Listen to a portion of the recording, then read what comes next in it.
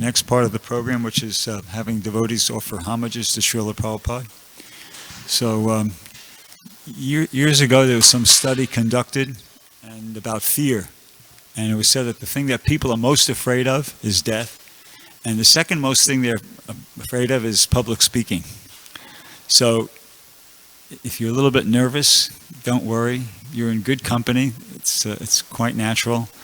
I know I've started giving classes 45 years ago. I'm still nervous every time I have to get in front of a microphone. But, you know, this is, we're all here together. We have 2 hours to glorify Prabhupada. And so I think let's try to encourage each other. You know, when somebody gets up there to speak, everybody give them a big smile. Nod your head, yes. Let's encourage each other, you know, so we could really glorify Prabhupada nicely in these next 2 hours. Only a few devotees have given me their names as, you know, wanting to speak, but I'm hoping everybody will feel inspired to get up there if, you know, time allows and say something, a few words in glorification of Srila Prabhupada. So our first speaker could be Judah Karmapu. Would that be all right? Jai.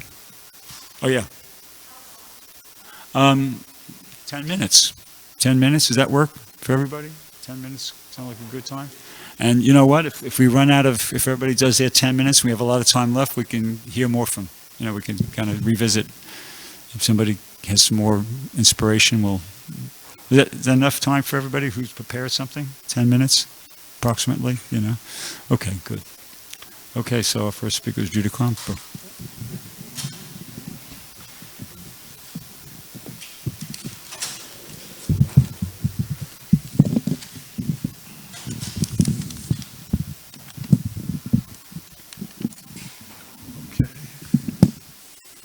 Namo Om Vishnu Padaya Krishna Prastaya Bhutale Srimati Bhaktivedanta Swami Niti Namane Namaste Saraswati Deve Gauravani Putrane Nirvishesha Shunyavadi Pashtita Deshatarane.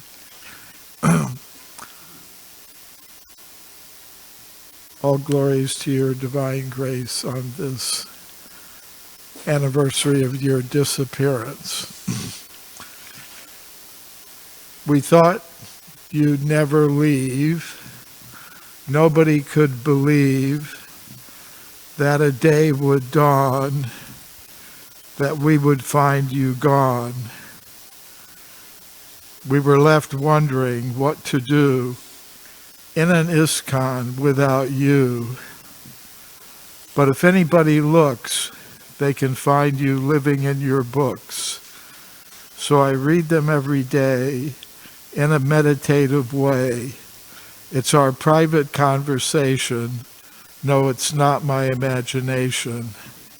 Every day I associate with you and I assimilate your sublime words of inspiration, gradually removing contamination. Wherever you are, please don't forget me. If I desire to wander, please don't let me. Your servant, Judah Karmadas. Oh, wow, that was really good. Mother Tadit, would you like to speak next? Okay. Mother Suradaspu, would you like to speak next? Usually we alternate, man, woman, but that's okay. It's not essential. Surah, do you feel, you want to get up? Okay, fine. Mother Tadit will speak next.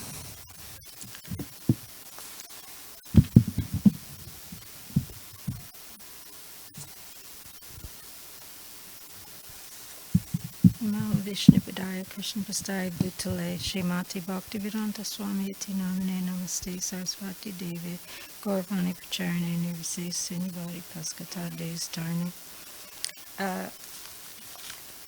I wanted to read something that was written by Srila Prabhupada.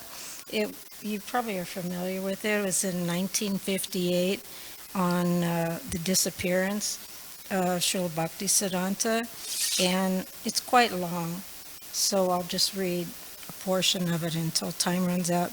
But it's called The 8 Prayers in Separation from My Spiritual Master, December 1958. O Srila Prabhupada, you personally suffer to to see the suffering of the fallen conditioned souls. On this anniversary of your separation, I am utterly despondent. The ocean of mercy was previously held back by a dam, but Lord Nityananda personally cut a channel in it and thereby released the outpouring flood of pure ecstatic love of God. Those devotees to whom the responsibility was given to continue spreading this flood of love somehow became overpowered by Maya and were thus reduced to simply performing ritualistic Hindu ceremonies for the benefit of the materialists. Lord Nityananda's inundation of prema was thus completely stopped by those known as Jati Gosai, caste Goswamis. But then you personally came, O Master, to open wide the floodgates once again. Again, you engulfed everyone in the deluge of pure divine love, even such a low, wretched, fallen, and sinful soul as myself. On the strength of Lord Chaitanya Mahaprabhu's command, you sent all of your servants as spiritual masters, going from door to door just to deliver the fallen souls. The devotees were enthusiastically preaching everywhere, from the oceans to the Himalaya mountains. But now that you have gone from our midst, today has become very dark. O Srila Prabhupada, you personally suffered to see the suffering of the fallen conditioned souls. On this day of your separation, I am utterly despondent. This is the second octet. The merciful flood has been stopped. Just as Advaita Prabhu had prayed fervently and thus induced Sri Gauranga to descend, so did your father, Bhakti Vinod Thakur, pray for you to incarnate. Due to Bhakti Vinod's ignorance, O Master, you came and proclaimed to everyone that India is the most holy land of the Lord's divine pastimes. One who has taken birth in this land of Bharat Bhumi should first make his own life successful and then work for the benefit of all other people. This is the most significant message of Lord Chaitanya that you boldly preached everywhere. But now in your absence, O Master, everything has fallen into darkness. The overflowing ocean of your compassion has once again been dammed up. This makes me feel as if a spear of great misery has indeed pierced my heart. Without Chaitanya Mahaprabhu's message being spread, there is only confusion and upheaval in the movement. Seeing this situation, all the Vaishnavas are feeling overwhelmed with the pangs of your separation. The spirit souls have once again been captured by Maya and plunged into absolute darkness. Desperately searching for relief, they are simply perishing in a fathomless ocean of anxiety. O Srila Prabhupada, you personally suffered to see the suffering of the fallen conditioned souls. On this day of separation, I am utterly despondent. More? One more? Okay, Prabhupada says it. The third octet, practical chanting and preaching. You instructed everyone you met to chant the holy name of Lord Krishna. You showed the example of continually reciting the Mahamantra into their ears. You empowered everyone with the qualification to further distribute that holy name. But now, by the influence of Maya, there is only darkness on all sides. The souls who are truly attached to worshiping the Lord always sing and dance in joyful kirtan. Following in the footsteps of their spiritual master, they deliver the whole world. But those who have no such qualification perform nirjan bhajan, or so-called confidential worship, in a solitary place. Thus, acting whimsically, all of them actually remain absorbed in personal sense gratification. As stated in the Srimad Bhagavatam 10:33:30, an ordinary soul should never imitate the activities of the Supreme Lord, even in his mind. According to these instructions in devotional service, the unqualified imitators are ruined.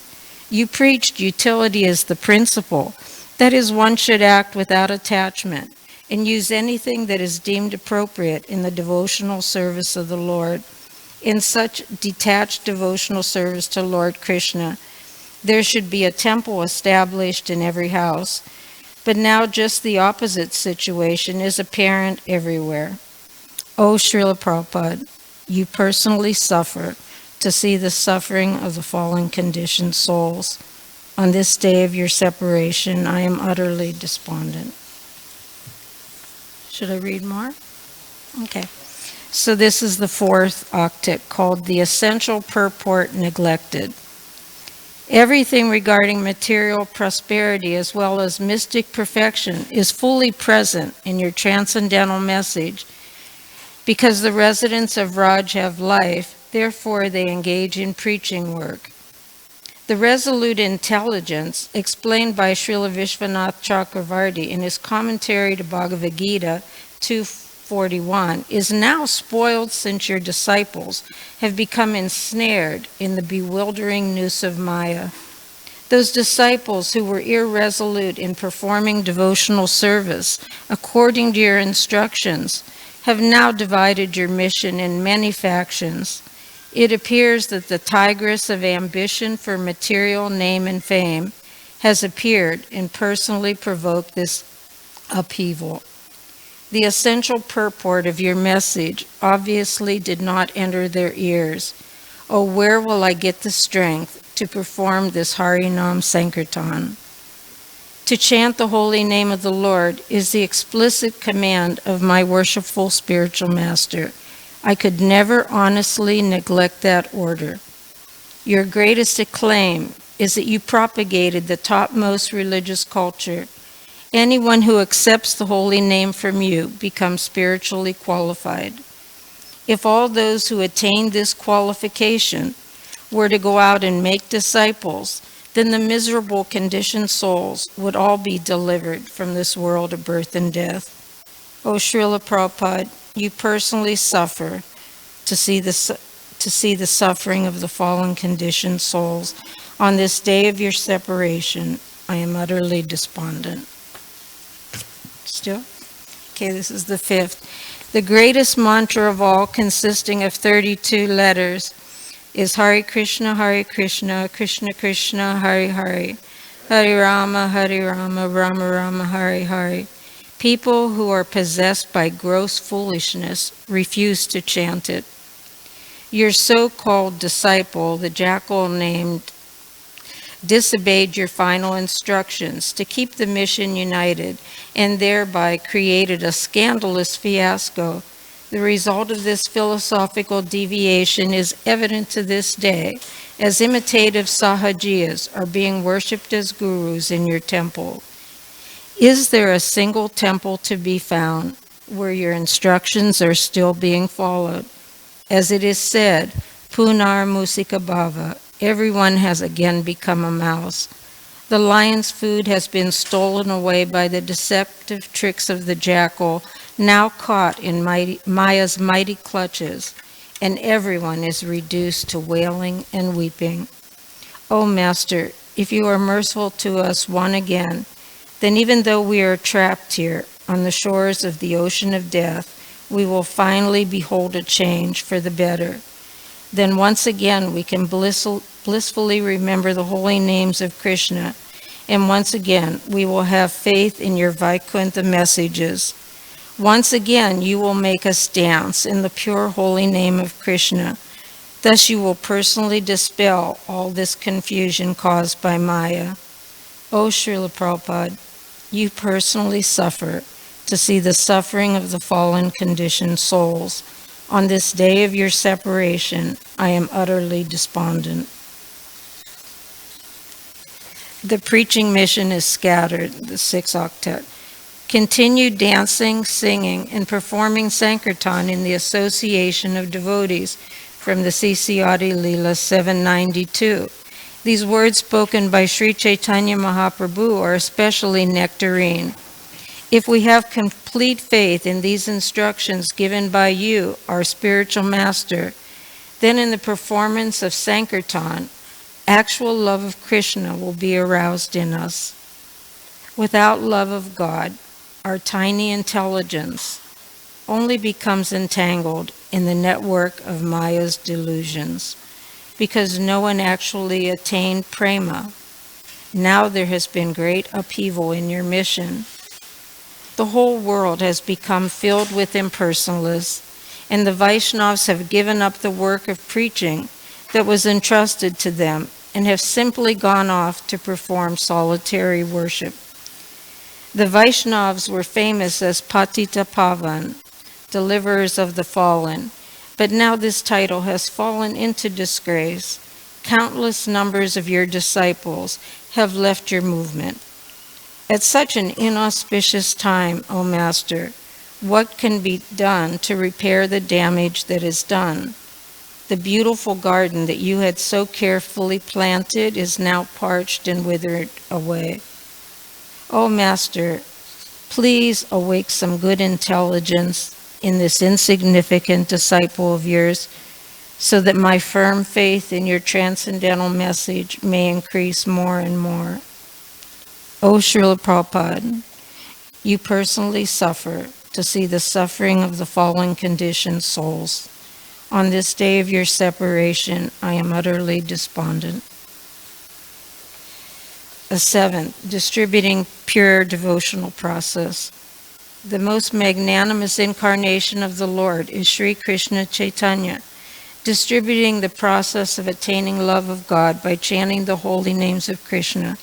He thus blessed the entire universe. O Master, you are the personification of the transcendental message of Lord Chaitanya. You are the distributor of that message to every town and village. You sent your devotees to preach in faraway lands of the Western countries, and you personally traveled all over India, even to the south.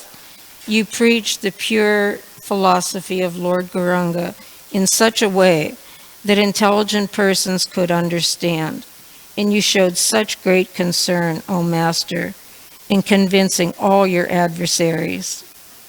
Lord Gauranga used many tricks just to engage the conditioned souls in devotional service, and you have also understood how to use all those tricks perfectly well. You understood time, place, and circumstance, and utilized everything as a strategy for preaching. Although observing your activities with their very eyes, those who are blind like owls and other creatures of the night could not see your true purpose. What will the Ols and Sahajiyas and the other nonsense groups ever understand? What will the sheep-like common people or dry logicians ever understand? O Srila Prabhupada, you personally suffer to see the suffering of the fallen conditioned souls. On this day of your separation, I am utterly despondent. The eighth, if only you would come again.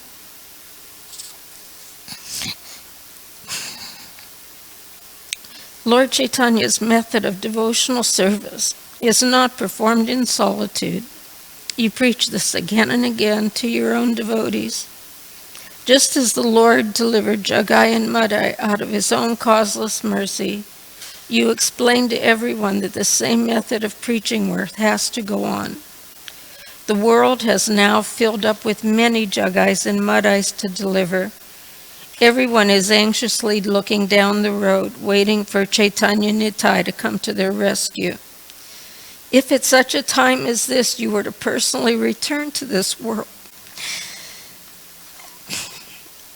and once more preach about all these things the way you always used to do,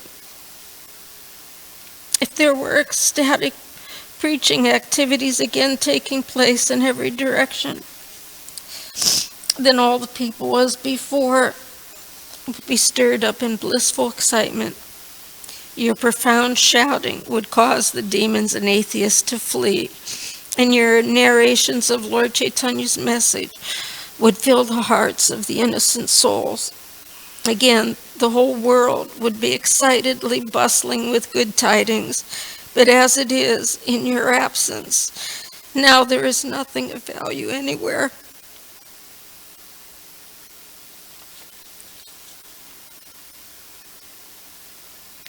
O Srila Prabhupada, you personally suffer to see the suffering of the fallen conditioned souls on this day of your separation. I am utterly despondent. O Master, my heart is broken in your absence.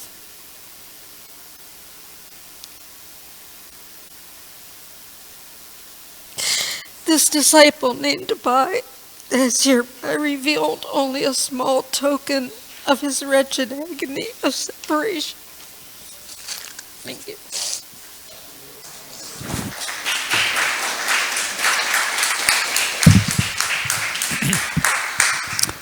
Wow, thank you very much for reading that for us. That was written by Srila Prabhupada, you said 1958, was that? That's what I heard. Prabhupada wrote that in 1958, was it? Oh, thank you. I was really ecstatic.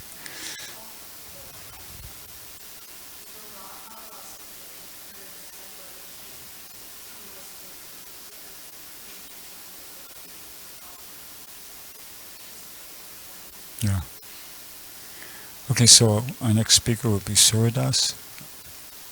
Oh, Sulas, did you have something that you... Okay.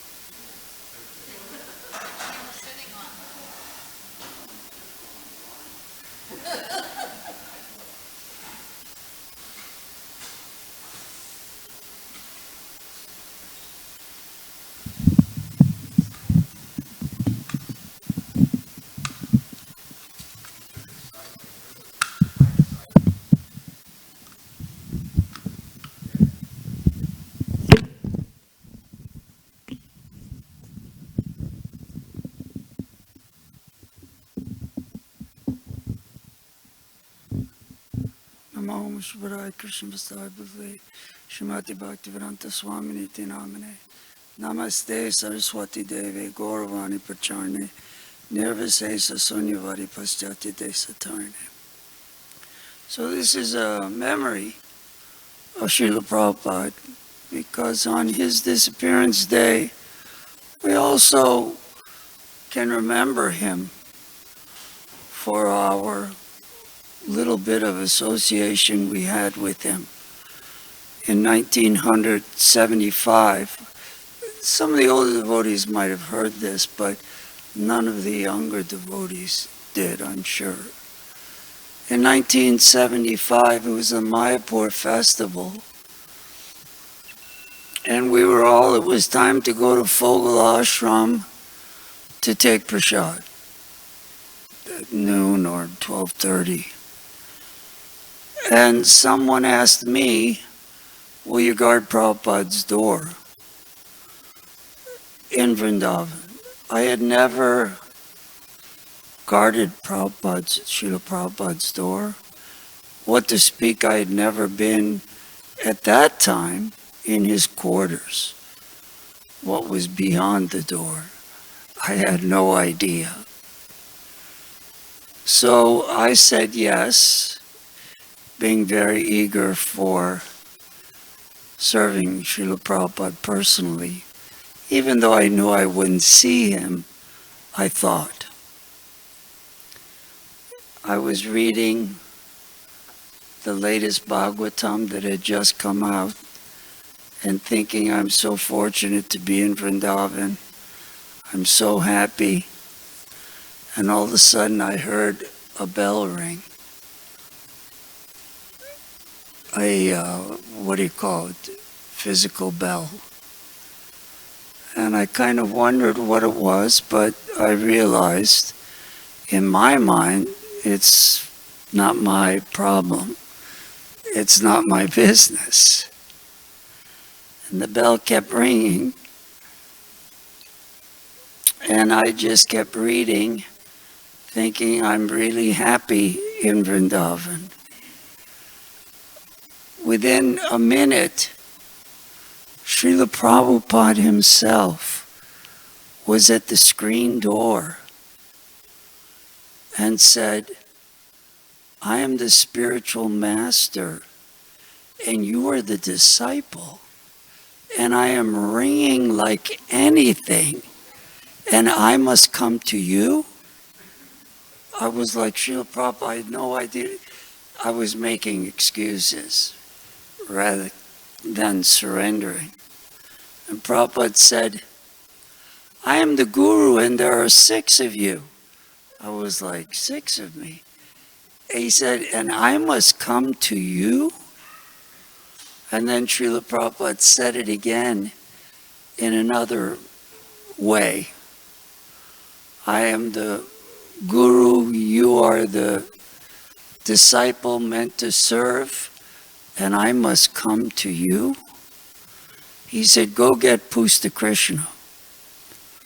And then he went back somewhere. So I was guarding Prabhupada's door. It was important that no one get in.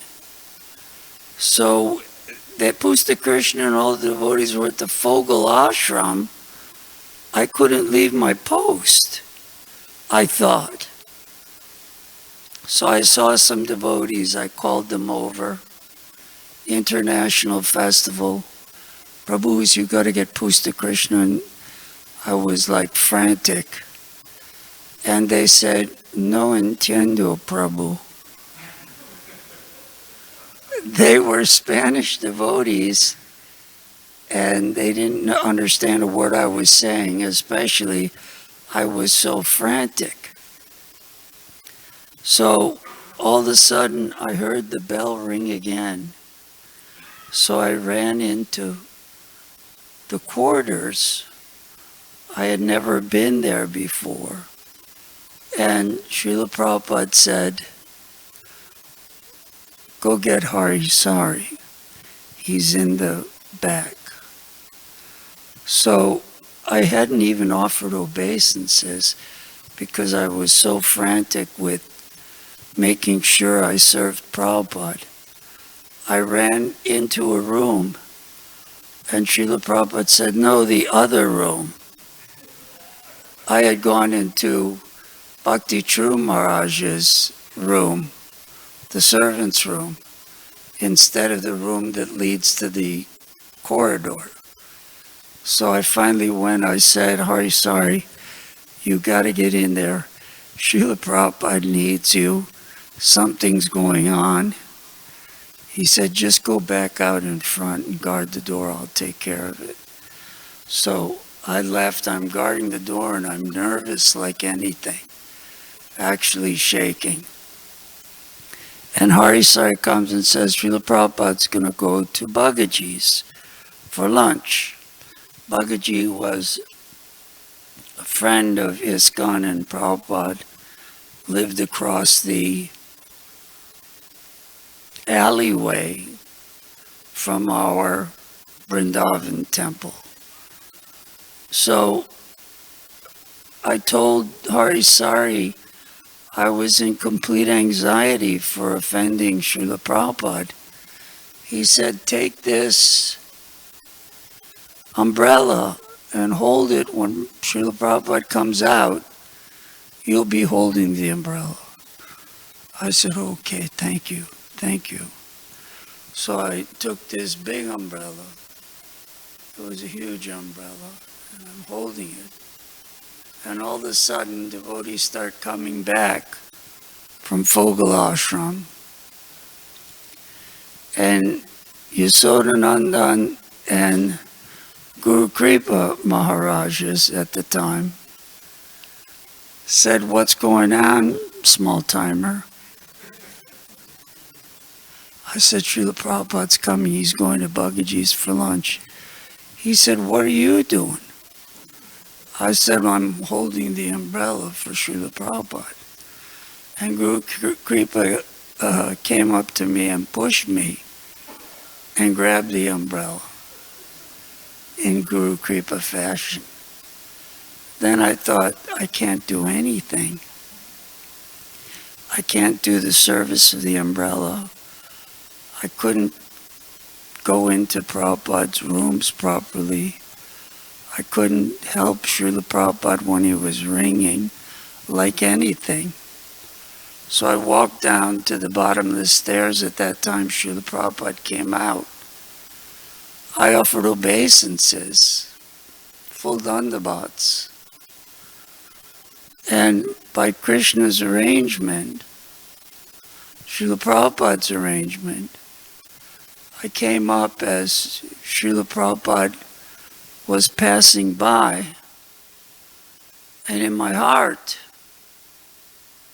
I prayed, Prabhupada, please forgive me. Please accept me in your service. Don't kick me away. And Prabhupada literally turned his head and looked at me and said, Jai. And it was like a wave of sunshine, a wave of water purifying me, that I had all this mental anguish and all this disturbance, but all Srila Prabhupada had to do was say, Jai, and I was immediately satisfied and happy. And then Prabhupada went with his entourage to Bhagaji's, and I didn't have service of guarding the door anymore. So I went on my way, and I was thinking, I'm okay. I'm fine now because Srila Prabhupada said, Jai. All glories to A.C. Bhaktivedanta Swami Prabhupada. Thank you. Mother David Dahiti, would you like to speak next? Thank you.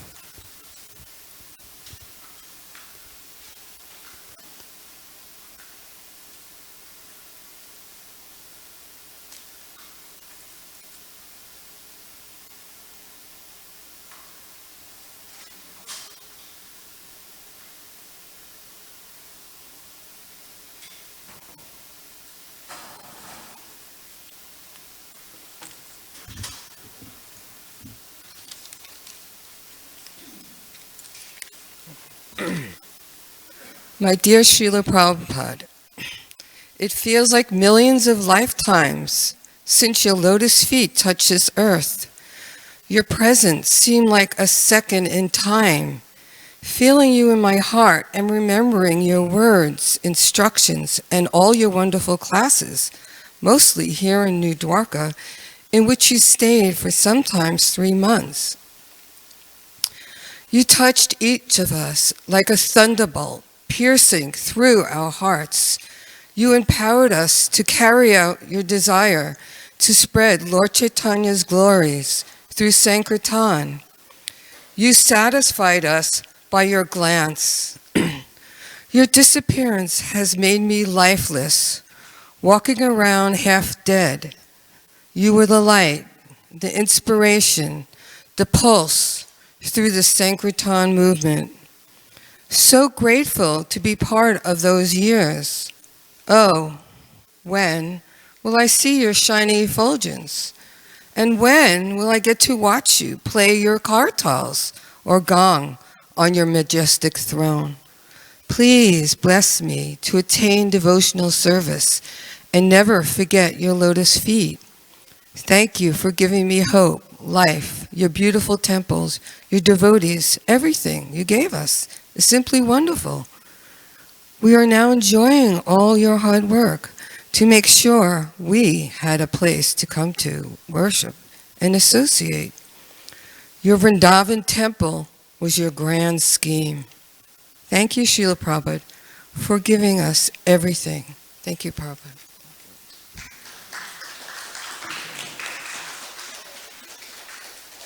Swabhas Prabhu. Haribol.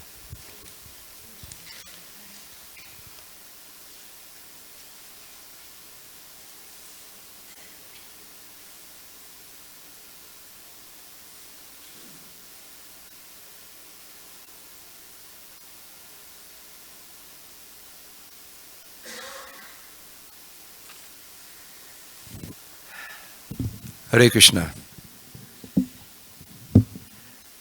So,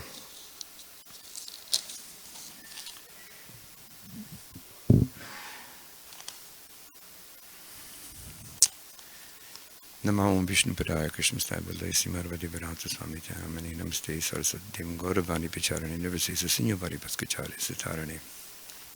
Dear Srila Prabhupada, I ask myself on so many occasions, what would have happened to us and our lives without you? Without any doubt, we would have continued suffering, without any doubt, we would have continued suffering among the many people who are suffering immensely in this desert of the material world. Without you, how could we have found the oasis that relieves one from this burning desert of the material world? You showed us the path of salvation, of eternal life, and relieved us from the darkness of ignorance by the torchlight of knowledge, by your example, and through your Bhaktivedanta purports in your books. We prayed to you, Srila Prabhupada, so that we may increase our service to you and to Sri Sri Rukmini Dwarkadish by a better understanding of your instructions. Your books are the only hope for those drowning in nescience. The atheistic propaganda and mental speculation of this age are destroyed by your pristine clarity of your Bhaktivedanta purports.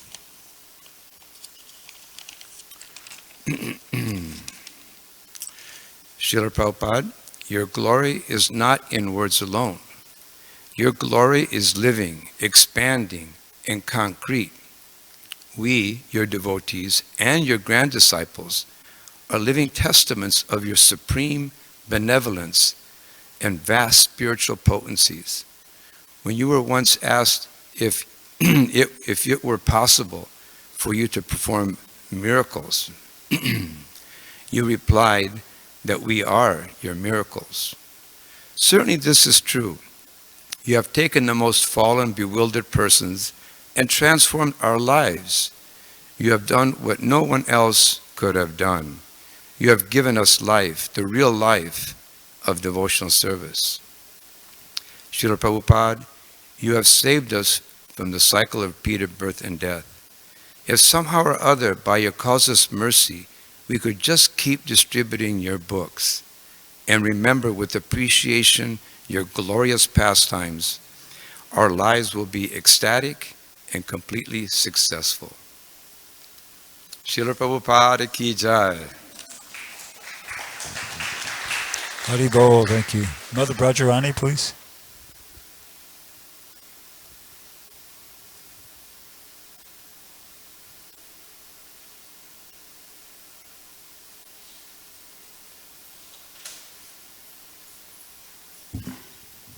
Hare Krishna. This is very spontaneous, so I'm just going to speak what comes from my heart. I'm just really remembering you, Srila Prabhupada, as this little girl. When I met you, I was just 6-7 years old, and you just stole my heart.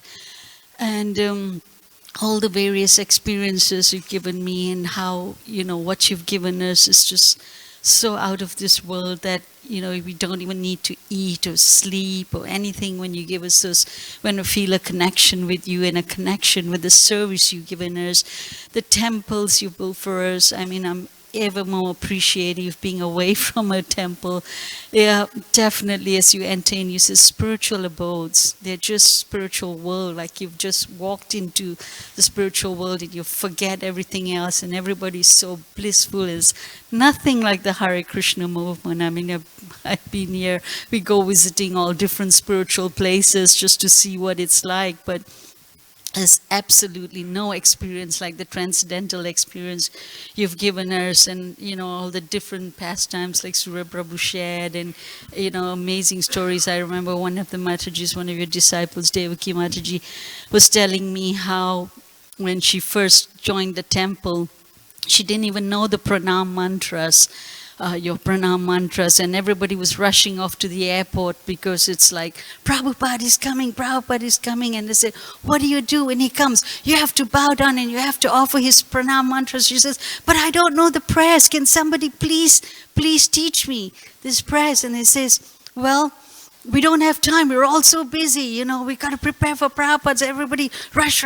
And they jumped into the cars and they went to the airport, and everyone's spying down. And all of a sudden, she found herself chanting the prayers. Nama Om Vishnu Padaya Krishna Prishtaya Bhutale Shrimate Bhakti Vedanta Swami Tinamine Namaste Saraswati Devi Gauravani Pacharine Nirvishesha Shunyavadi Paschata Deshtarine.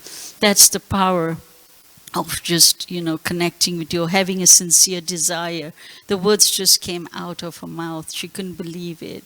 And then you were going to give a class, and she was suddenly got really sick, very high fever, but she so much wanted to be there for your class.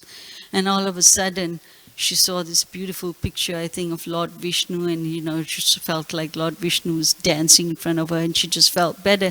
She went for your class, and when she came back, the fever was back again. But if we just have that real, sincere, eager desire, it's just, for me, it's like you everything is possible with Krishna and with you. We just have to have that eagerness, that enthusiasm, and that deep sincerity. So I'm begging to you, Srila Prabhupada, in days like that, I'm really feeling a lot of separation from you, your devotees in Krishna, and from that connection. I'm feeling dry.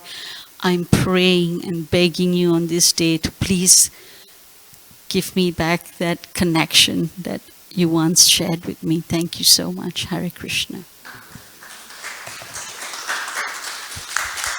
Jai, thank you, Mata. Maheshwar Prabhu.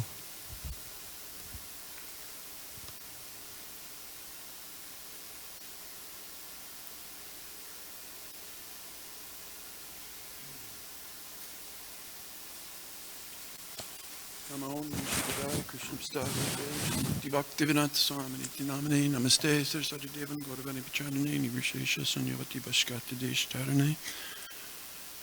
So, when I was thinking about preparing what I was going to say, it occurred to me that Srila Prabhupada was the first person I actually met from the country of India.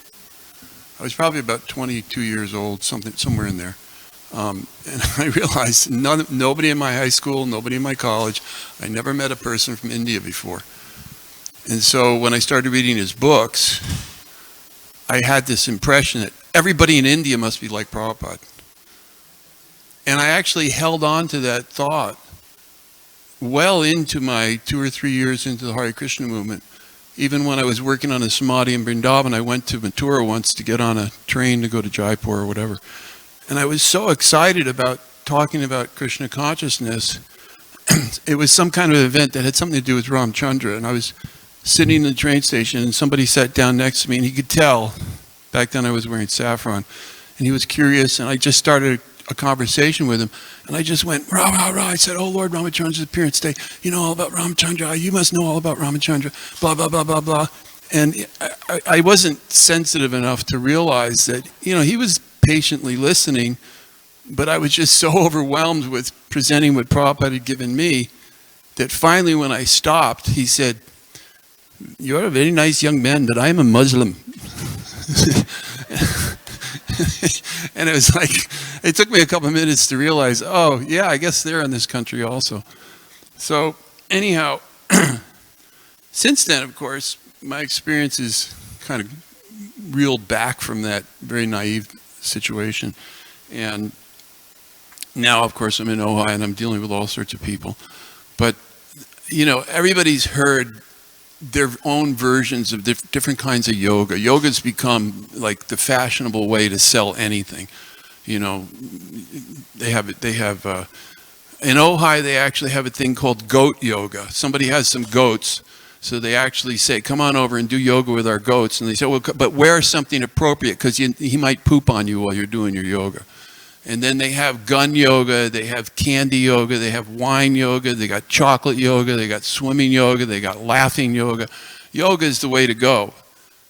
And I started thinking about it, and I said, what did Prabhupada give us? Of course, he gave us Bhakti Yoga, but a lot of people aren't familiar with the word Bhakti. So I said to him, what we do in the Hare Krishna movement is called Party Yoga. We dance, we chant, we eat wonderful food.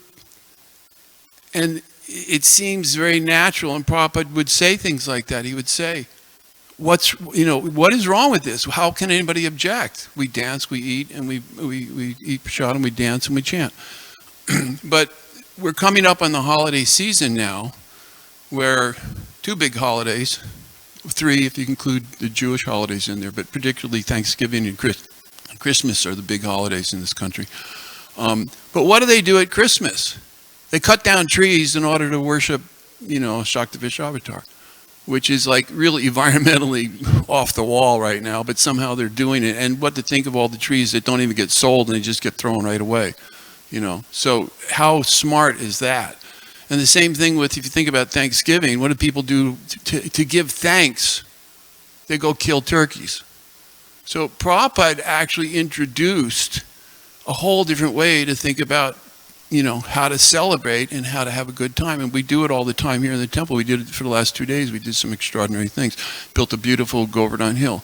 So if we hadn't had his influence, then we'd be doing the same thing everybody else is doing. At least it seems logical that's the way it would go.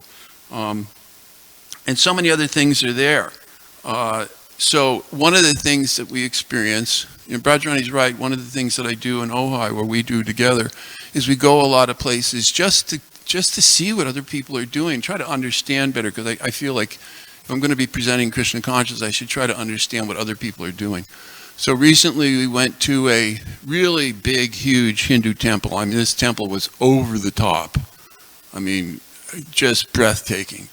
And they were doing all their traditions and stuff. And we were very respectful. We went through and everything. And then we came out and they had a big, huge prasadam hall. And you could buy altars and you could buy all the paraphernalia you could possibly imagine. We went into the bookstore and I was looking around the bookstore and I was going, there's something strange about this bookstore. And I mean, this is a multi-million-dollar temple, and they have a big bookstore. And it finally occurred to me as I was looking around, and finally I went to the cash register. I said, keep in mind also, they were advertising themselves as the biggest, most authorized form of Hinduism in the United States. And so I walked up to the cashier. I said, do you have a copy of the Bhagavad Gita? And he got real nervous, and he kind of looked around, and then he said, no. And I think, here's a big multi-million-dollar Hindu temple, and they don't even have a Bhagavad Gita in their bookstore. It's like going to a church and saying, do you have a Bible? Oh, no, we don't have a Bible. I mean, it's like, this is how radical Prabhupada gave us something.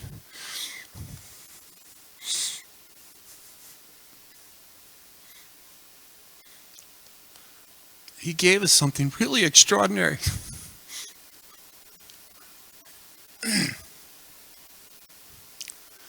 And I know that I have a tendency to just sort of take it for granted. But we shouldn't. We shouldn't do that. So this is a holiday season, so some of the places we go to, there's a place in Ojai called Meditation Mountain. Every year, all these different groups get together, and some of them say, look, how we're going to be so religious here. We're going to honor all the traditions, and they get somebody to come in and speak about Judaism, and somebody to come in and speak about, Islam, and somebody to come in and speak about Christianity. They even get the American Indians in there, and they get somebody to represent Hinduism. I'm usually not invited for, I don't know what reasons, but, well, probably because I say something they didn't like. But the point is that they all go there and they all say, dear God, the world's a mess. Everything's crumbling. Please, we pray for your mercy. Please make peace. Let's get everything fixed up here. But the irony is that they all are asking Krishna to help fix the mess that we made. And very few people, every now and then, it's notable when they do it, does anybody ever say, what can I do for you, Krishna?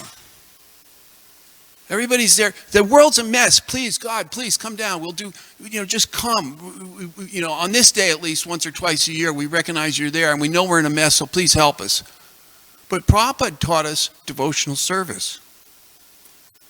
And that's something, again, that we take for granted. A lot of people, I don't want to poo-poo anything. Everybody's doing the best they can. But it's just extraordinary. He gave us, the 9 different processes of devotional service, the stepping stones. He gave us the 10 offenses. He gave us the Hare Krishna mantra. Lord Chaitanya gave us these extraordinary prayers that you could just spend all day thinking about any one of them and really letting it set in. So anyhow, that's my ad-lib appreciation for Srila Prabhupada. Thank you very much. Hare Krishna. Haribol. Rukmini Mataji. You want to speak now?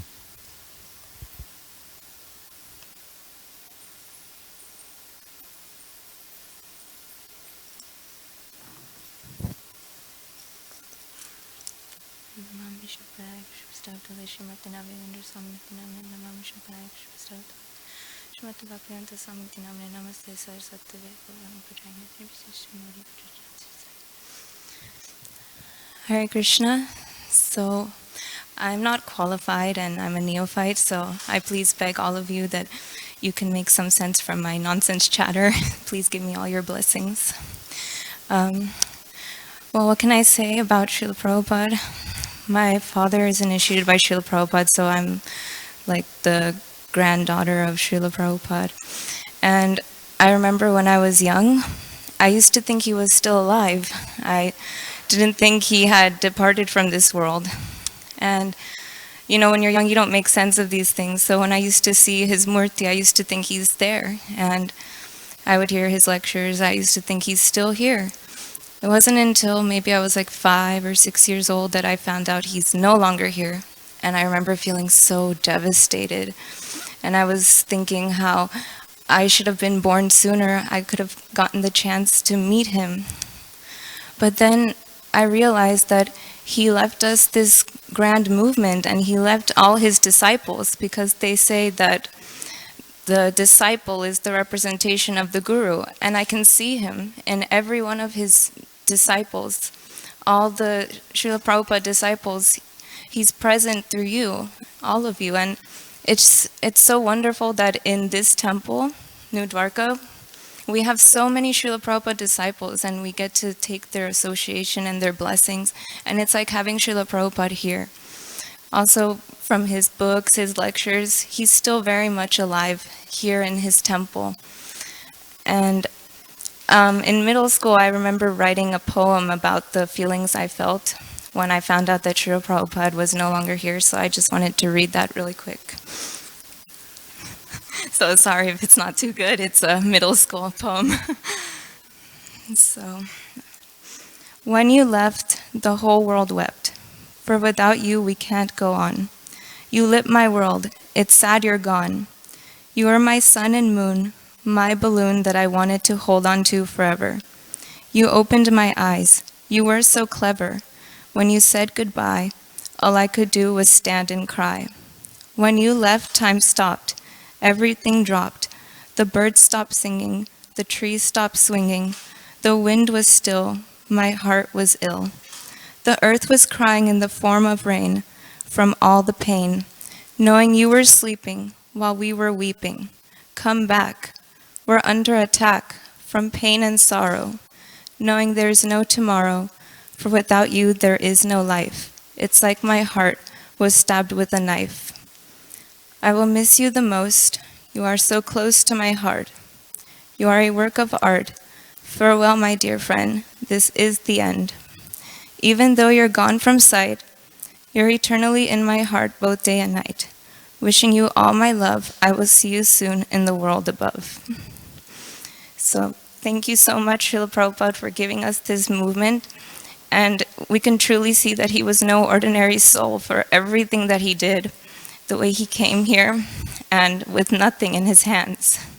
So thank you so much, Srila Prabhupada, and thank you for all his Prabhupada disciples. Srila Prabhupada ki jai. Haribol.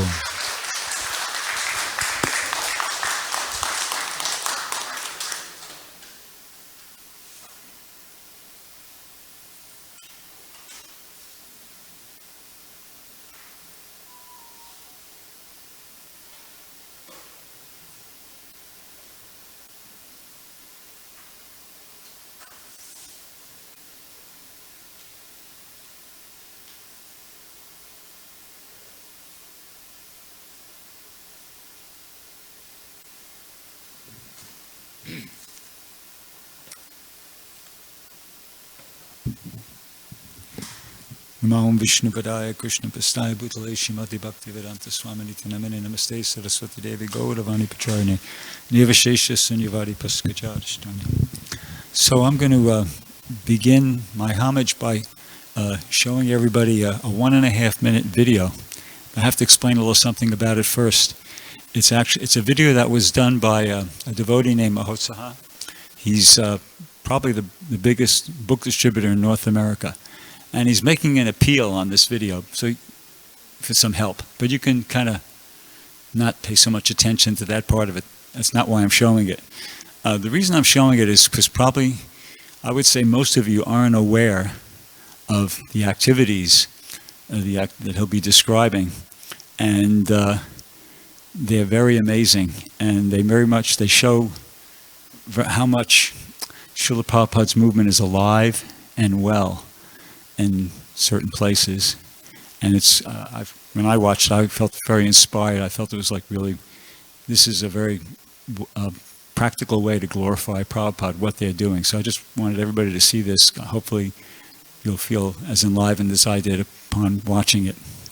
Okay, so you could turn it on. It only goes for 1.5 minutes. Devotees, this is Mahotsaha Das from Krishna Life Atlanta. Please accept our humble obeisances, all glories to Srila Prabhupada. So over here we have the world famous Bhakti stack and the Saptarishi sets.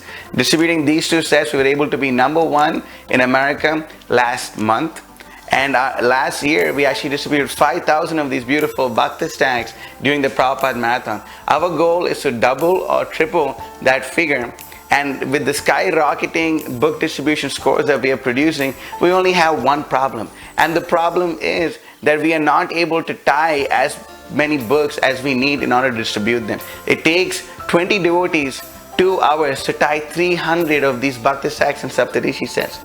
But therefore, we are using the state-of-the-art technology in order to minimize our time tying the books and maximize our time distributing the books. Therefore, we are using this machine called Strapack, which helps us tie about 600 Bhakti stacks per hour and only takes about 2 devotees to tie these sets. Therefore, we are reaching out to all the devotees to please kindly help sponsor this beautiful machine in the month of Kartik, because for every book that goes out, every stack that goes out, all the devotees will get the credit. There is no better service than to support the Sankirtan movement. Therefore, we request everyone to kindly join this Krishna conscious book distribution revolution which is taking over the world. So please kindly take your time in considering helping us. Thank you so much. Hare Krishna. All glories to Srila Prabhupada.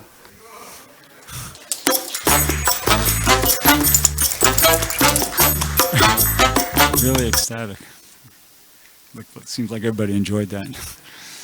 So in preparation for this talk, I was asking myself, well, what, from a Krishna conscious perspective, what's a successful life?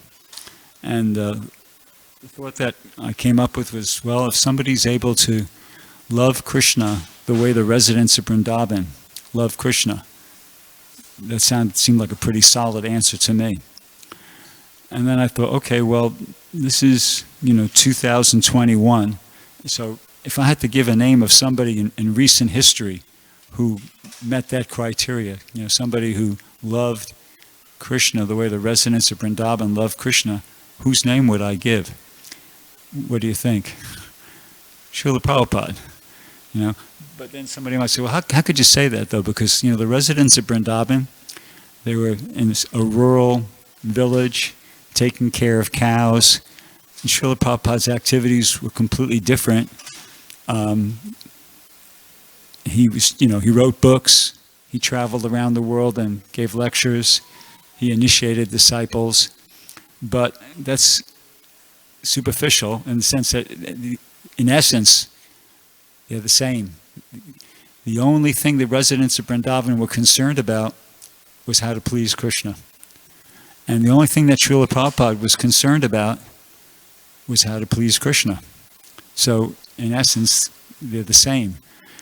But it is significant, the activities, Prabhupada's activities are significant in the sense that we are in now 2021. And we can learn from Prabhupada how to be, this is my take, how to be residents of Vrindavan, how to follow in the footsteps of the residents of Vrindavan, in 2021, we learned from Srila Prabhupada. Once again, Prabhupada's activities were, he wrote books, he traveled around the world and gave lectures, he opened temples, he initiated disciples, but all those activities come under the heading of he fully engaged himself in the devotional service of trying to help other people become Krishna conscious. Okay? That was the way in which Prabhupada was trying to please Krishna. So he showed us an example. He showed us an example of how to please Krishna, which is, the perfection of life. And there's that verse in the first canto of the Bhagavatam where I believe it's sages of Naimisharanya. Shonika Rishi is speaking to the sages of Naimisharanya. He says, Atak pumbir dvija sreshtas shrama vibhagasha sonustitasya dharmasha. Some sit here, haritoshanam. That's the perfection, somehow or another to please Krishna. So Prabhupada showed us the example how to do that. And, we might be thinking, well, but wait a second. Prabhupada was, Mahabhagavat, Nityasiddha, Shaktivesh Avatar, etc., etc. I mean, I can't write books. I can't travel around the world and give lectures and initiate disciples. No, we don't have to imitate. Following the footsteps means you just, you imbibe the mood and you just try to do what you can along those lines. And we all can do that. And that was what, oops, can somebody throw me my phone? Sorry, I need it for, yeah.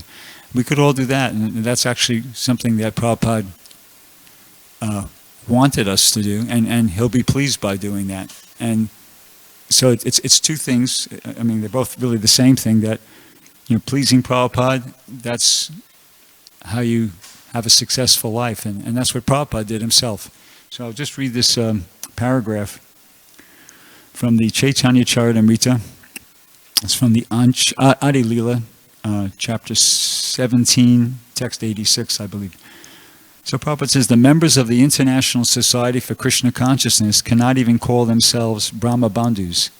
Therefore, our only means for satisfying Krishna is to pursue the injunctions of Lord Sri Chaitanya Mahaprabhu, who says, Yare Deka Tare Kara Krishna Padesh Amara Agaya Guruhana Tare Desh. Whomever you meet, instruct him on the teachings of Krishna. In this way, on my order, become a spiritual master and deliver the people of this country.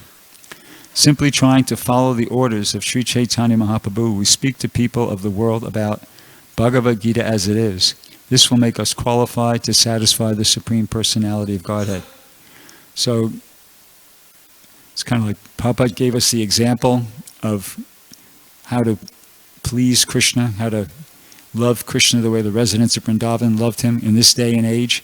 And basically he's saying here that as far as we go, that's pretty much all we can do anyway. He's saying that we can't even consider ourselves Brahma Bandhus. Our only means for satisfying Krishna is to pursue that injunction of just trying to, help other people become Krishna conscious.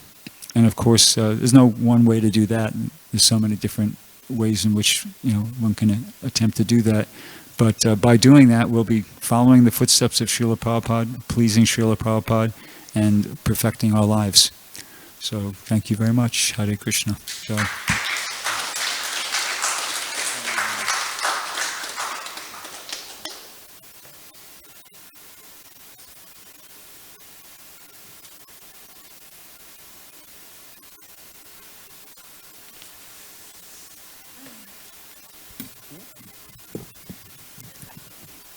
Okay.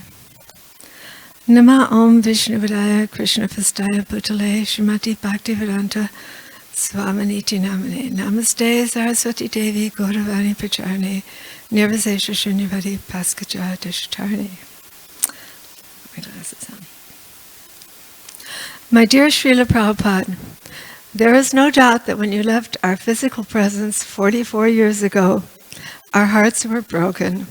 But there is also no doubt that you have remained with us in every other way, deepening our relationship with you, reciprocating with our efforts to please you, guiding us from within and from without by your presence in your books.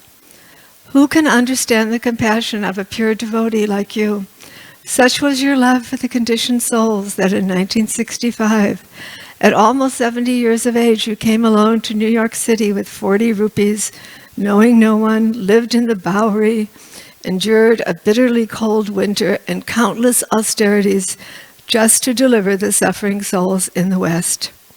And who were the people who you had to work with? Lost hippies, including myself, whose mantra was drug, sex, and rock and roll, and whose philosophy was, if it feels good, do it. Your irresistible love and kindness won us over, and your teachings and association were bringing the results you promised, happiness on a level we had never known before. Once asked if you could do miracles, you said, "My miracle is that I turn hippies into happies." But your love for the living entities went far beyond us and was extended to include the entire planet. In 1966, when your society consisted of a meager group of the above-mentioned hippies, you incorporated your society as the International Society for Krishna Consciousness, revealing your unlimitedly compassionate intention to deliver the whole world. I know and have experienced over and over again that if I want to be truly happy, the best way is to assist you in your single-minded mission to give the greatest happiness to the greatest number of conditioned souls. If we examine your life, Srila Prabhupada, we don't see that any of your activities, your books, your letters to us, management, deity worship, establishing temples, etc., were motivated by anything other than your pure desire to spread Krishna consciousness incessantly and without interruption. I pray that in the short time I am left here, I can align myself with your compassionate mood and dedicate myself to your mission. I have never become a great scholar of your books or a proficient lecturer, but I can go out and give people a taste of your and Krishna's love with a prasadam cookie, a book, or Harinam. Those are the happiest times in my life. I experience the joy of seeing others become happy, the joy of feeling close to you, and the joy of feeling that I am pleasing you in some small way. Please help me to dedicate the latter part of my life on meditating how to better to assist you distributing Krishna consciousness. You have given me the most extraordinary, wonderful, life-saving, ecstatic gifts. Now I pray for your help in giving the same to others. Your aspiring servant, Kalpalatika.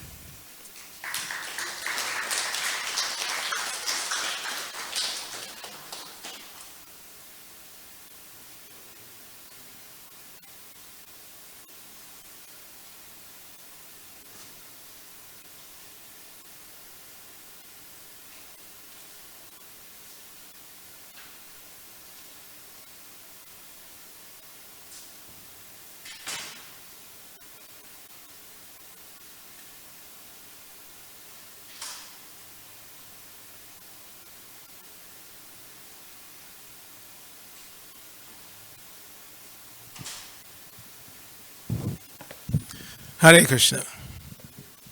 Hare Krishna. Before speaking, you always want to make sure your audience is awake. So, what better way to wake up than to chant Hare Krishna? So, when I first joined the movement, I used to write, think about things deeply and write. I wrote some really long poems, but as the years went by, I just kind of stopped writing. So I'm always in awe every year when we get together and devotees write such sweet poems and prose about their feelings about Srila Prabhupada. Again, this year I didn't write anything. So this morning, first of all, it started out, I had a dream. And Prabhupada explained that dreams usually mean you see something, you see gold, and you see a mountain, and you put it together as a golden mountain. But I had a dream of Prabhupada this morning, probably because I'm thinking that it's Prabhupada's disappearance day. And it was here in the temple room. Oddly, we were all facing the deities instead of here, what we have now, where the speaker is facing the audience and the deities over there. We were all facing the deities. Devamrita Swami was doing his homage, and Prabhupada was in the corner over there. And I noticed Prabhupada, so I was thinking, I was excited, Prabhupada is actually here. And Devamrita Maharaj finally noticed also that Prabhupada was there, so he got really excited. And then Prabhupada got up, because he had his back to us and he was looking at the deities like everybody else. He got up and walked over to where the Amrita Maharaj was speaking on the microphone and kissed him on his head. So that's how my day started. That woke me up. When he kissed him on his head, I woke up. So then this morning, I was still thinking, what am I going to say today? I'm usually not, shy about speaking extemporaneously, just speaking from memory. But so then I came and I was running the classes, I usually do on Sundays. And this morning's verse was First Canto, Chapter 3, Text 13. Ashtame Merudevyam 2. It's speaking about the 8th incarnation of the Lord Rishabhadev. So when Prabhupada started giving his purport, he said, there's some very important words in this verse. First one is dhiranam, that you have to be dhira. And Prabhupada translated as gentle and sober. So I'm thinking, oh my God, after all these years of supposedly absorbing Srila Prabhupada's mercy, can I say I'm gentle? Can I actually say I'm sober? So that was my meditation this morning. So when I came back for the program, I was still thinking like that. What am I going to say? So I went upstairs. I was chanting around just outside Prabhupada's quarters. And Rabindranath came up with the bowl that he was using for the Abhishek of Prabhupada's lotus feet. And just out of the blue, he said to me, this bowl actually had Srila Prabhupada's feet in it. This is from the 70s. How many of you knew that? Prabhupada actually put his feet in that bowl. So I was surprised. I said, really? He said, yeah. And he took the bowl and put it on my head. And that just indicated to me that if you just some or other are Prabhupada conscious, Prabhupada will always include you in what's going on. That's just Prabhupada's mood. He's very inclusive. If you just become, because in the lecture this morning he said, one cannot understand God if one does not become a Brahmana. So I would extend it to say that one cannot understand God if you don't become a Prabhupada Anuga. It's not possible in this age. There are so many other groups that claim to be Krishna consciousness, whatever. But it's so obvious that Srila Prabhupada was the more Senapati Bhakta, that leader of the devotional community that Lord Chaitanya predicted would come and infuse the world with Krishna consciousness. So Prabhupada has done that. We're all living examples of that. Even the grand disciples like Rukmini, Rajani Devi Dasi, a wonderful poem. Thank you for sharing that. And that's our mission. Just some or other become Prabhupada conscious. I know that's always been my motivation from the very beginning. The very first pamphlet I got, Krishna Reservoir of Pleasure, as soon as I read it, I said, this person knows what he's talking about. So I wanted to meet him. And by Krishna's arrangement, Prabhupada actually came to New York in that spring of '73, and I heard him lecture. Verse 4:13 and then other verses. But so I'm just thankful to Srila Prabhupada that some or other he's kept me around so I can become gradually more and more Prabhupada conscious. Srila Prabhupada ki jai.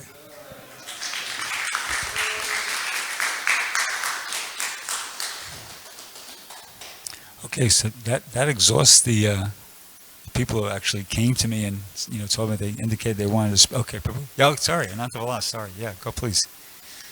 Yeah.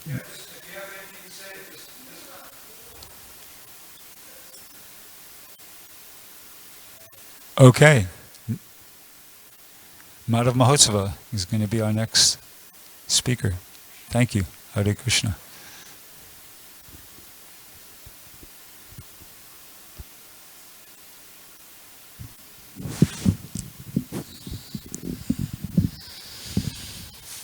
Hare Krishna.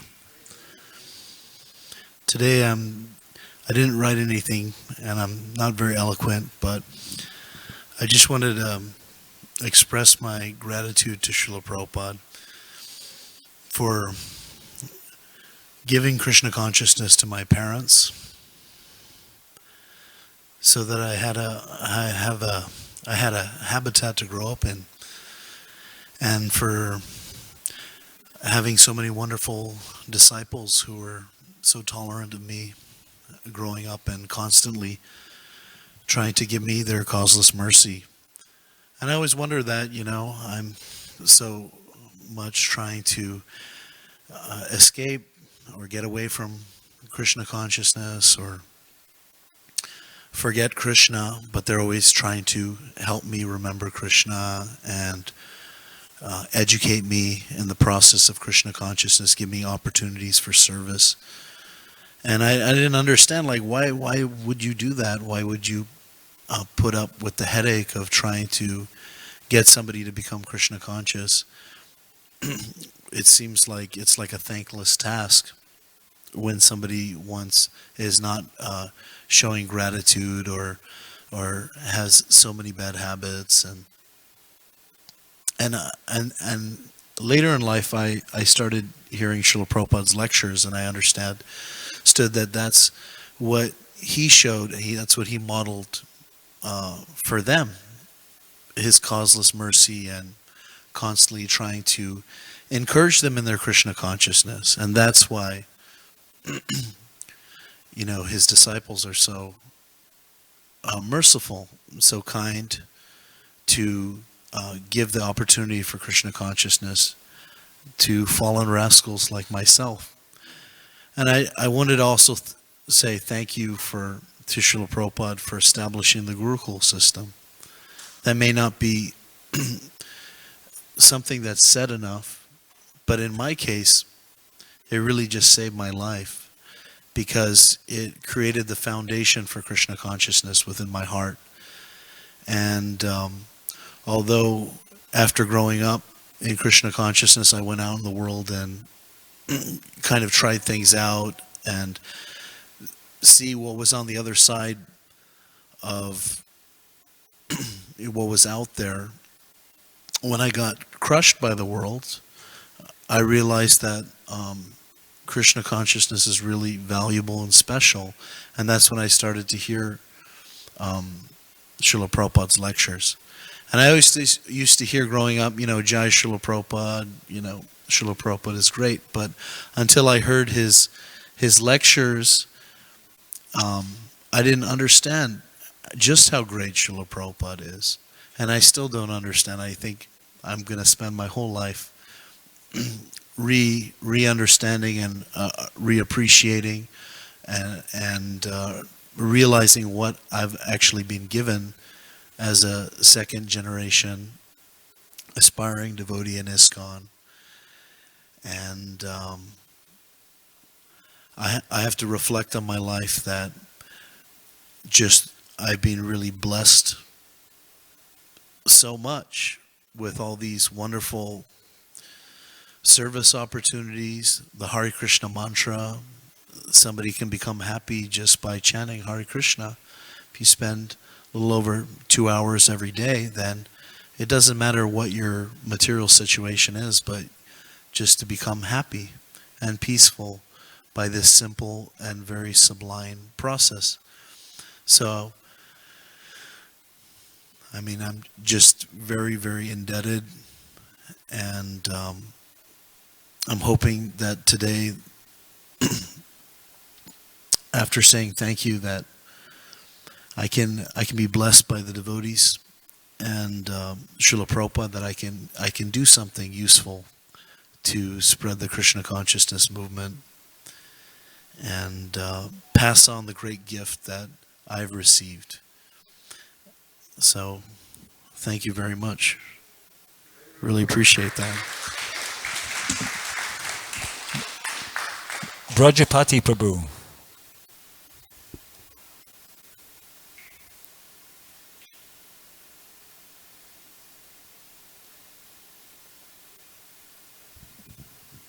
Namo Vishnupadaya Krishna Prastaya Bhutale Srimati Bhakti Vedanta Swamiti Namine Namaste Saraswati Deve Gauravani Pacharine Nirvisesa Sunyadi Pasatadastarine.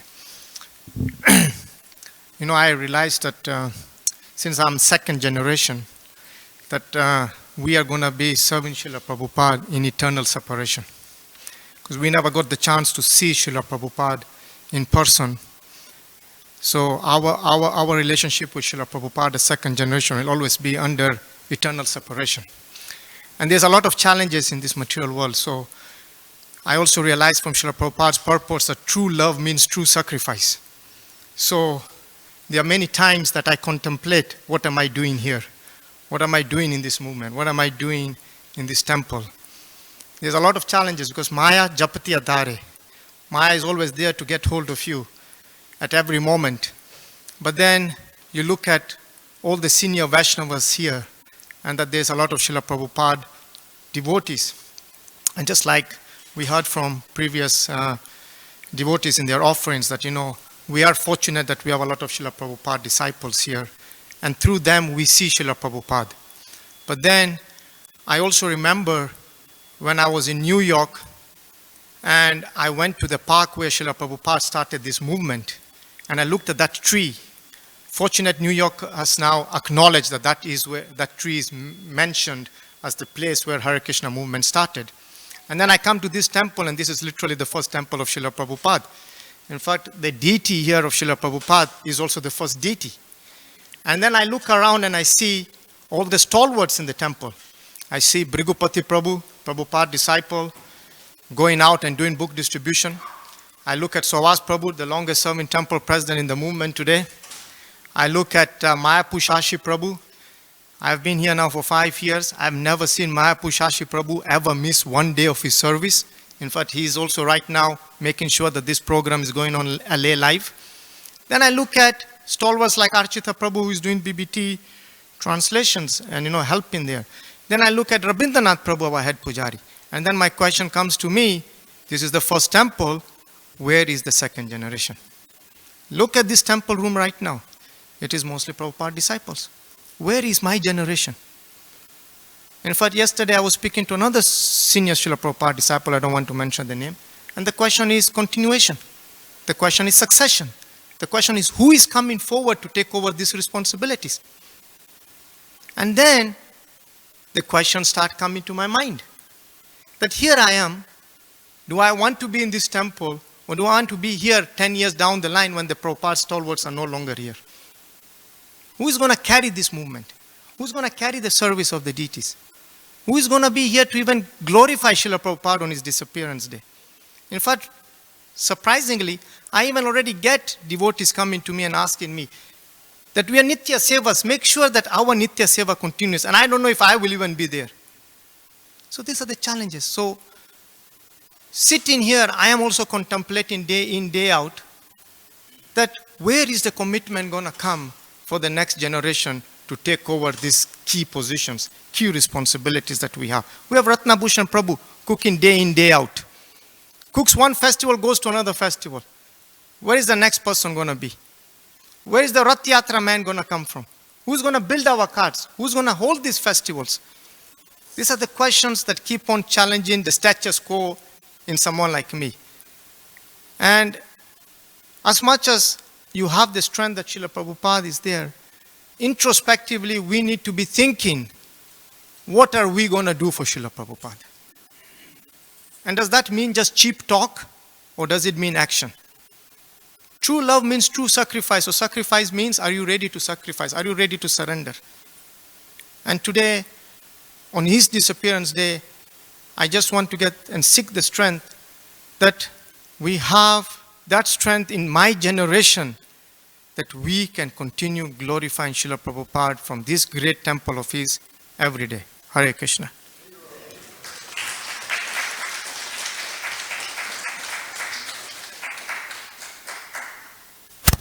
Shamakun, I'm not trying to exclude the ladies, just nobody has indicated to me that they wanted to speak. So if any of the Matajis or Vaishnavis would like to speak, just let me know. Okay? Thank you. Also, we have about 45 minutes left, and there are people still coming in, and will be coming in more, getting closer to the Pushpanjali. So if everybody could move forward a bit, that would be helpful. Yeah, it's getting crowded in the back, so if everybody could just kind of move your chairs forward, move your seats forward, and that would be good. That way we're making room for the newcomers. Thank you.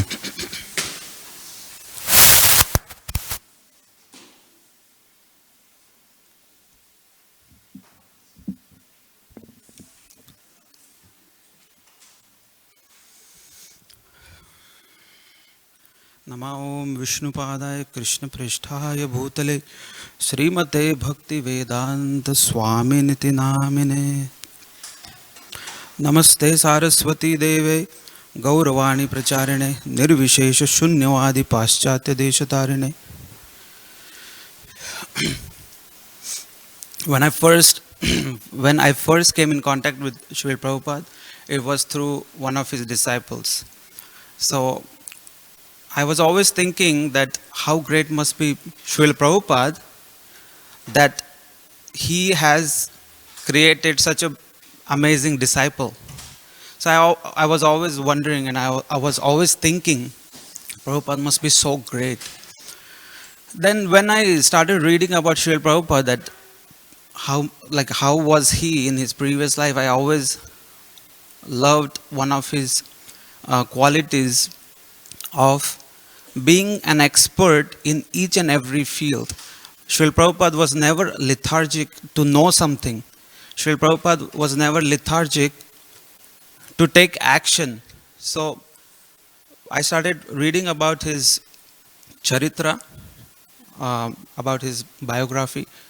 Then I found out that how he was an expert son, that even as a child, Srila Prabhupada, he was not entangled in some childish plays. He was rather playing with his deities, Radha Govinda. His father gifted him, and he would serve the deities.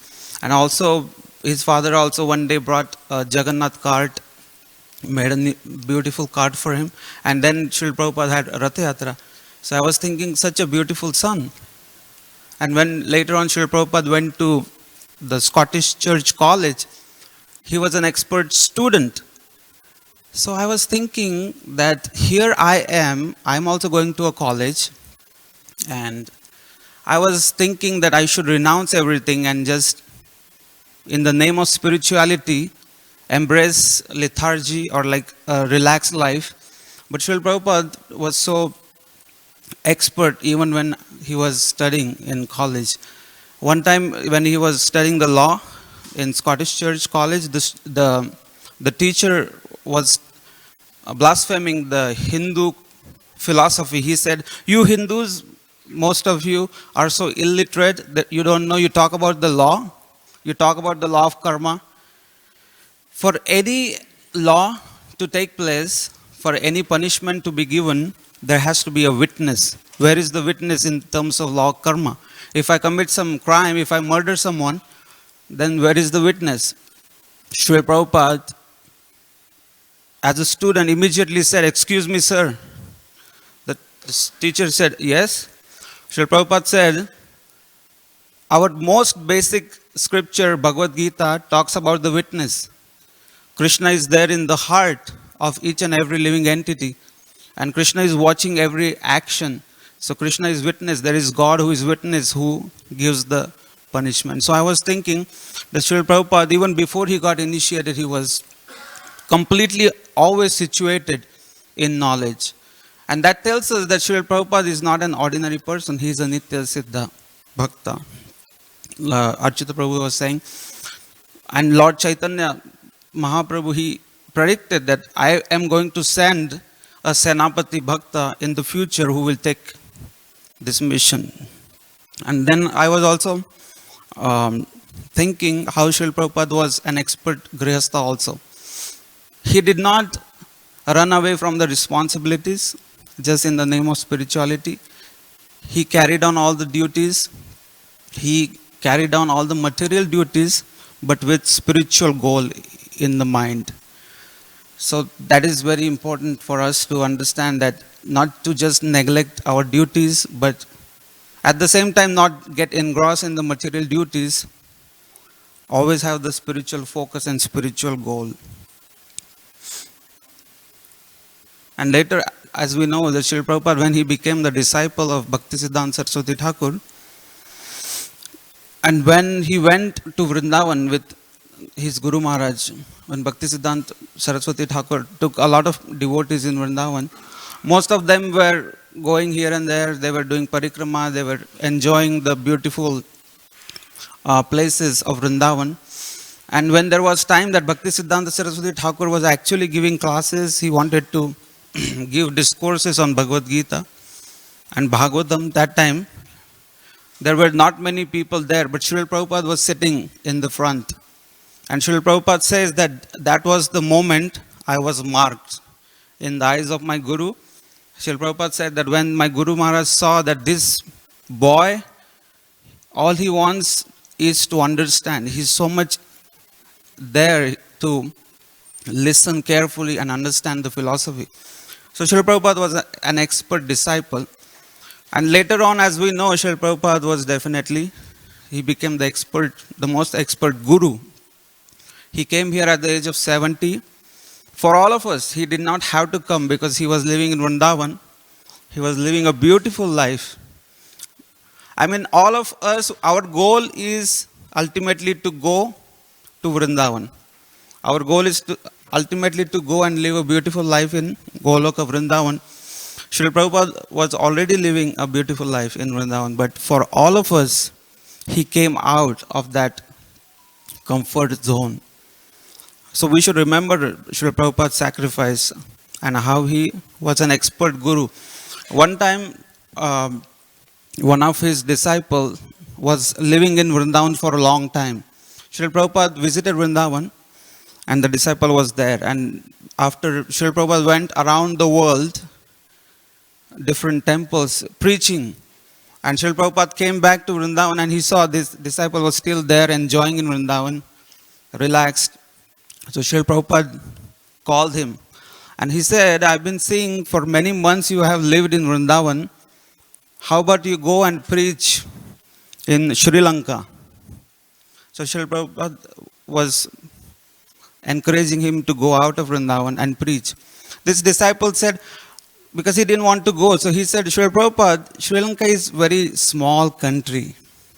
What is the need? It's a very small country. So Srila Prabhupada said, oh, then how about you go to Pakistan? Then that disciple was like, oh, no, Sri Lanka is much better. I'll go there. So he went to Sri Lanka. So Srila Prabhupada always encouraged everyone, all the disciples. Everyone should work for the pleasure of Krishna, not to be lethargic, not to use spirituality as an excuse, but rather serve Krishna. And recently we celebrated Govardhan Puja. Lord Krishna is holding Govardhan, but all the Brajavasis were also trying to help him. Srila Prabhupada said that our leader is Chaitanya Mahaprabhu. He is preaching. He is our hero and he is preaching, but we should also help. We should also be an instrument. So the same way when I think of ISKCON, when I think of our mission, I always think that Srila Prabhupada is preaching. Srila Prabhupada has written so many books. We are giving the same books. We are giving the same philosophy. Srila Prabhupada is doing all the preaching work, all the activities, but we should not be lethargic thinking that, oh, Srila Prabhupada is doing everything. So, answer to Brajapati Prabhu's question that who is going to take the mission, who is going to become the successor, who is going to take the mission ahead, the answer is, I will, she will, he will, he will. There are so many. We all have to take up this mission. Just like everyone, all the monkeys joined Lord Sri Ram in killing of Ravana.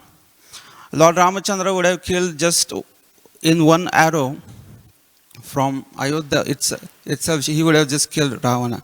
But he gave the service to others. So in the same mood, we should also serve Srila Prabhupada and be an instrument in his great mission. Srila Prabhupada ki jai. Jai. Thank you very much, Shamakun Prabhu. We've been waiting to hear that for a few years, and we're going to hold you to that. Okay, so Mother Karunadarani, please.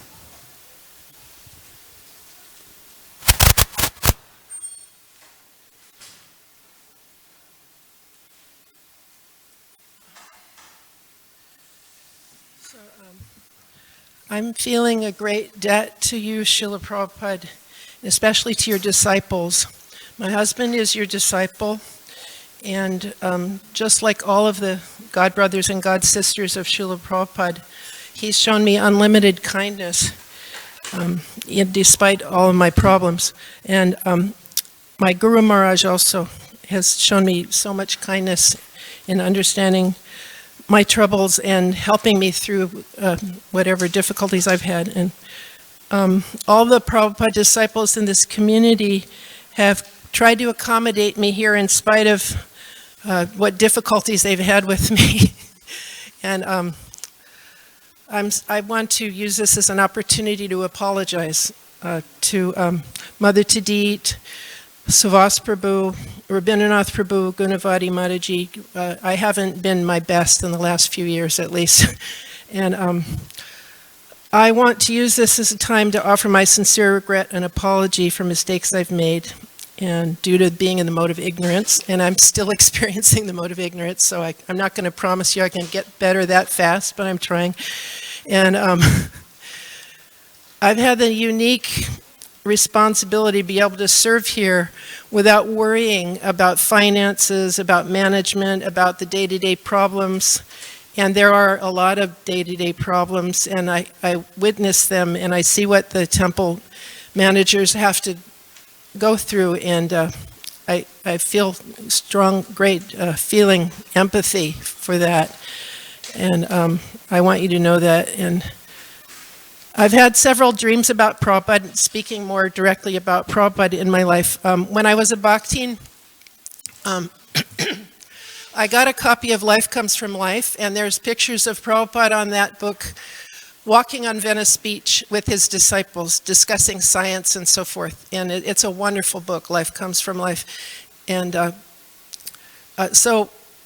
when I was a little girl, I walked on that same beach with my grandfather over and over again. And we would repeatedly go there. That was like the park for us. And so when I made that connection, then at night I dreamt that I was walking on the beach, and Prabhupada was walking on Venice Beach, and I saw him there. And so that was a very strong connection at that time that made me want to serve Prabhupada more. And then one time there was a disciple here who worked in the Didi kitchen, and he used to make the burfi, and he was in a very bad car accident, and he died. And that devotee was very sweet, and I identified with him a lot because he was so Krishna conscious, and he worked so hard. And one night I had a dream that I was with a lot of Prabhupada disciples, and they had just served Prabhupada a perfect lunch, and everyone was satisfied, and Prabhupada was satisfied. But then they said Prabhupada is disturbed that he didn't get a sweet. And so I ran to the Didi kitchen, and I got that burfi that devotee who died had made, and I brought it to Prabhupada. And Prabhupada ate it very slowly, and he was very serious and very sober when he ate that burfi. And I was watching him, and I was wondering, why is Prabhupada so serious and sober about the burfi? But then I realized that even in the absence of that devotee who died, his burfi was still there, and Prabhupada is still enjoying that. And so that was an eternal service. It never didn't end just because that devotee died. It's accepted by Prabhupada in spite of whatever difficulty or problem or fault there is. So I could understand that devotee probably went back to Godhead. And then just one last dream is my guru gave me explicit instructions when I was reinitiated by him that my service is to serve my family and serve my husband. And I never got instructions like that before very much from anyone. And that was new to me, and I actually didn't believe it. I thought maybe it was Maya. I really did. I thought that it was, I couldn't understand it because previously we were so renounced and Sankirtan, warriors and all that. And I thought that would just be, get me in Maya.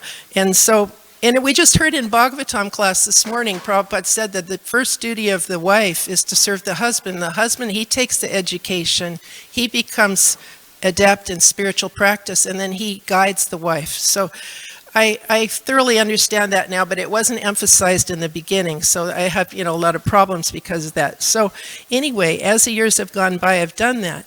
One night, in the morning, a phone call came to me in a dream, and Prabhupada's voice was very strong, and it was just after my guru had given me these instructions. And he said to me, you should be careful in family life, and you should be careful to serve your husband. And Prabhupada said those words to me quite loud and clear. So that's my goal. And my husband happens to be working for the BBT, and he can get me books when we run out like that. So that's one way I can serve my husband also. So thank you very much. Thank you, Srila Prabhupada.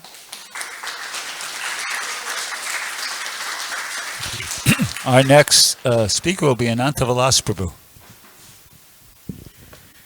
Hare Krishna. Namo Om Vishnu Padaya Krishna Prashtaya Bhutale Srimati Bhakti Vedanta Swami Niti Namne Namaste Saraswati Deve Gauravani Pracharine Nirvishesha Shunyavadi Paschatya Deshatarine. So I prepared a humble offering to His Divine Grace, Srila Prabhupada. Today is the day when we are celebrating the disappearance of His Divine Grace, A.C. Bhaktivedanta Swami Prabhupada. Initially I was thinking, how is the disappearance considered to be a celebration? Actually, for Vaishnavas and pure devotees like Prabhupada, both their appearance and disappearance are considered most glorious. Just like Krishna states in the Bhagavad Gita that his appearance and disappearance are transcendental, similarly, Srila Prabhupada's sole purpose of descent to this material world was for a benefit for all of us. When today morning, when I was singing the Jayanilo Prema Dana, I was immediately reminded of the day when Srila Prabhupada departed from this world. Although I was physically not there, but through memories of various devotees, we could realize that even on his deathbed, Srila Prabhupada was translating books and continuing his service to his spiritual master. What a glorious person. Actually, he's the most glorious person. On this day, I was contemplating how even though it's his disappearance day, his entire life is his celebration, his journey to America. Actually, when I was coming from a Mayavadi school of thought in my own spiritual life, but when I saw Srila Prabhupada's movie, which was made by Yaduvar Prabhu and Vishaka Mataji on Srila Prabhupada's life, I was touched. I was touched by the way Srila Prabhupada came to America. Even though he was at the age of 69 and 70 years, he had faced 2 heart attacks. I'm not even half his age, and I can't even imagine like the things he had accomplished in his own life. And the feats that he had accomplished, like opening 108 temples, opening the largest vegetarian restaurant, and me and my wife are working in the museum, which is no less, we feel undeserving, but which is no less than a masterpiece I think everyone should visit. But Srila Prabhupada, what he has done for the world, no one previously, no Acharya, and no one has ever done. Srila Prabhupada has given us Krishna in the most tangible way. How has Srila Prabhupada transformed our lives? And Prabhupada's books, oh my God, I remember when I, coming from a Mayavad school of thought, where everybody were claiming, oh, believe it or not, you are God, everyone is God. And when I read Prabhupada's books, I was like, oh, are you God or are you meant to serve God? And that smashed all my misconceptions. And actually, the first book I ever read of Prabhupada was Perfect Questions and Perfect Answers. So that was a blow, and I really surrendered to my life reading Srila Prabhupada's books. It is the singular most important thing that I feel the entire civilization, because Srila Prabhupada used to say that he did not write the books. And he literally said that it was Krishna who was dictating him. And imagine, these books are the life-transforming books for the entire civilization. And I truly feel that, because a person who really wants to know who he is should really read Srila Prabhupada's books. And I would like to state this example that I would like to actually of what Archita Prabhu was speaking of Prabhupada consciousness. I was reminded of example of Rupa Goswami. How Rupa Goswami said that he had to have thousands of mouths to just glorify the name of Krishna. And similarly with with pure devotees like Prabhupada, even 1,000 mouths is not enough to glorify such a pure devotee like Prabhupada. And actually, we are living in the 21st century. We think technology technology is a boon in one sense. But look what the pandemic has done to all of our lives. Where we would have been without Srila Prabhupada.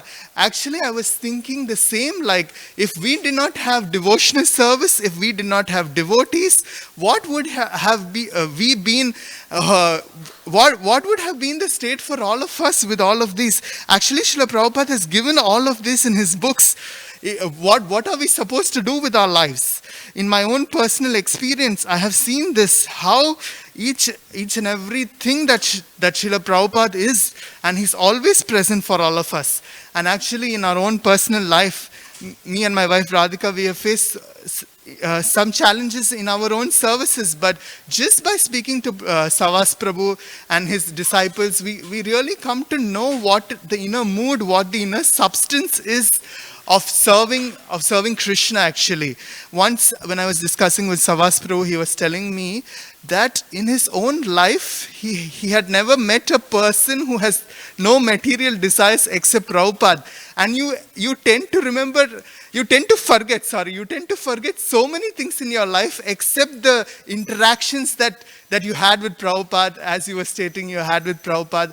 And I was like, yes, I through the disciples of Prabhupada actually so fortunate to hear about these pastimes of Prabhupada, and I can surely say, even I have never physically met Prabhupada, but just by hearing about this, I have never come across any person like Prabhupada. And I really relish this, and I'm really grateful to his disciples who have given this these glorious pastimes of Srila Prabhupada for us to nourish. And yes, this is such a, as I was stating, this is such a glorious moment for all of us to contemplate on the moment of His divine grace. And I was recently hearing Chaupati put such a wonderful video of all of the pastimes and the places where Srila Prabhupada visited, which should be actually preserved, nourished for all of the generations to come, because Prabhupada is such a special Acharya. And I hope and pray that everyone in this world can truly tune into the divine life of Prabhupada, because Prabhupada's life is no more than a miracle. And just as my life, actually my life was really transformed just by reading about Prabhupada's life, and I hope that everyone's life gets spiritually transformed by dovetailing into Prabhupada's life. Thank you so much. Hari Bol. Thank you, Prabhu. So we've got about 20 minutes left, and we have about 4 speakers left. So if we can get everybody just to limit themselves to about 5 minutes, that'd be great. Mother Shama Priya, would you like to say something?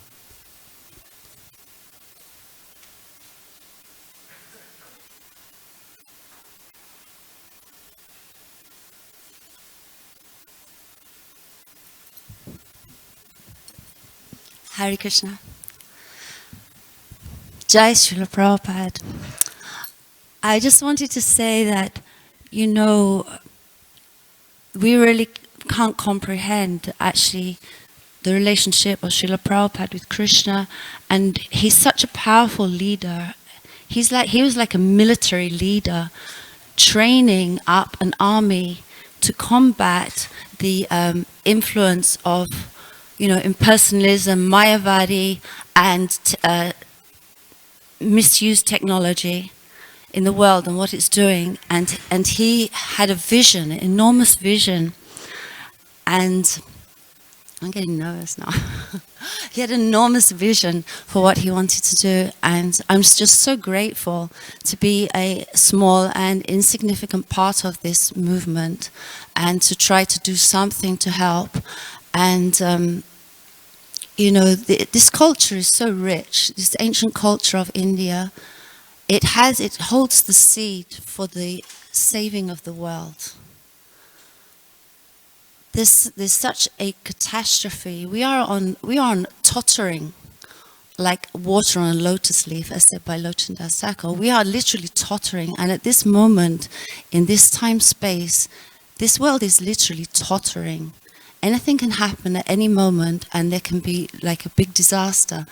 But because, I think, because everywhere in the world, as the sun rises, following the sun, before the sun rises even, there's Mangalarti in different locations all over the planet, and following that there's Guru Puja in all those locations following the sun, and throughout the day also following the sun there's the different artists, the different offerings, and there's the book distribution, there's the Harinam Sankirtan, and this is somehow holding the world in it's staying tottering. It hasn't actually fallen down.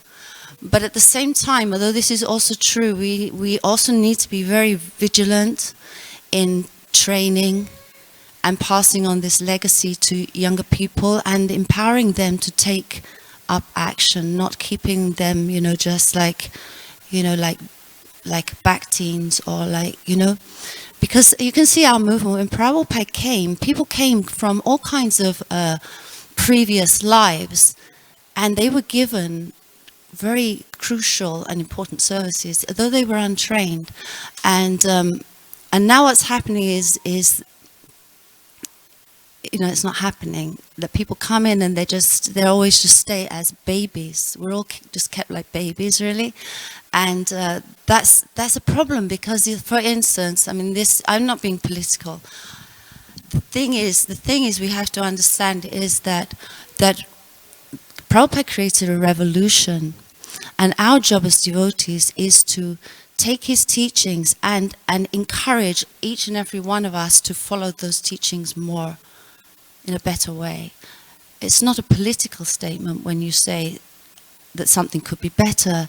That's just like having your eyes open about how things could be better. Things are fantastic. We're doing an amazing job, but still, things could be a little bit better as well, right? There's those two things simultaneously go on.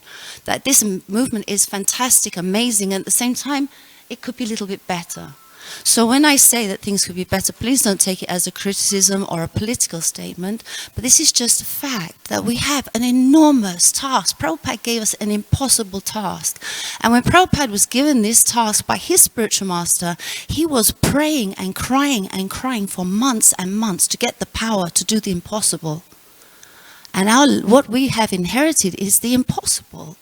To turn around the course of events of what's going on in the world and give Krishna consciousness to people who are not that excited about it. Some of them are and some of them are not. So we have to find so many ways in which we're going to get this information, this very, very valuable information. This is this knowledge that can change things, how to get that to people who don't even want to know about it. And so Prabhupada, he gave us that chance to do that, to make our lives glorious and to be part of this beautiful revolutionary movement and to join the army. We're joining an army, and we just have to sharpen our skills and put down our egos and learn to hear from other people, their points of view, so that we can get a bigger picture, because this is too big picture for any one person to find the solution to. We have to take all the great brains and put them all together and do the battle against Maya. Hare Krishna, all glories to Srila Prabhupada, the greatest leader ever.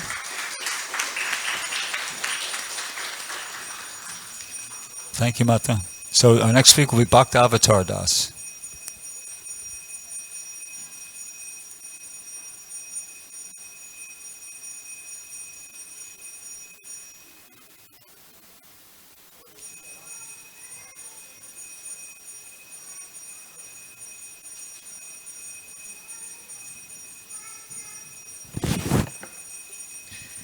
Hare Krishna. I not only want to thank Srila Prabhupada for all of his wonderful mercy upon me and everyone else, but I want to thank all the wonderful speakers who have spoken before me. When Tadit read this amazing offering of Srila Prabhupada to his spiritual master, Srila Prabhupada was saying that when his guru disappeared, that the whole world came into darkness. The floodgate, which was opened by Lord Chaitanya and Lord Nityananda, spreading pure love of God everywhere, was closed. But then when Srila Prabhupada came to America and made so many wonderful disciples like the ones that are here in this room, then the floodgate was open again. And that floodgate is pouring out. We have Svas, the head of the BBT, Brigapati, great soldiers going out every day distributing Krishna consciousness.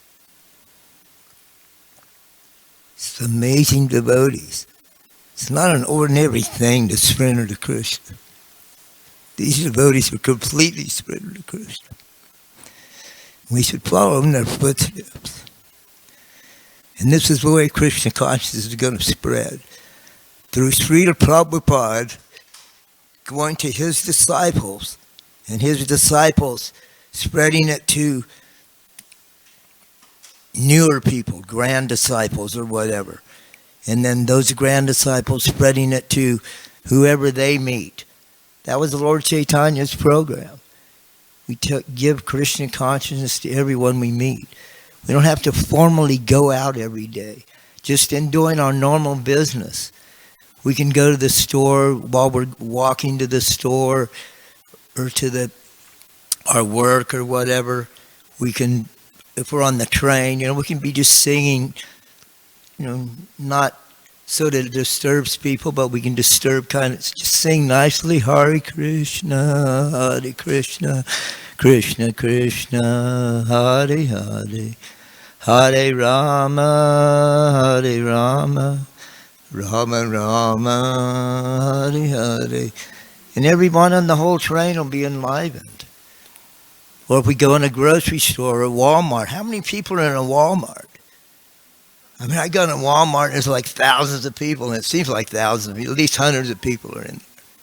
So, if we can sing Hare Krishna there, maybe take a few enchantings or, small books with us and distribute them to nice people we meet, then we can spread Krishna consciousness in that way.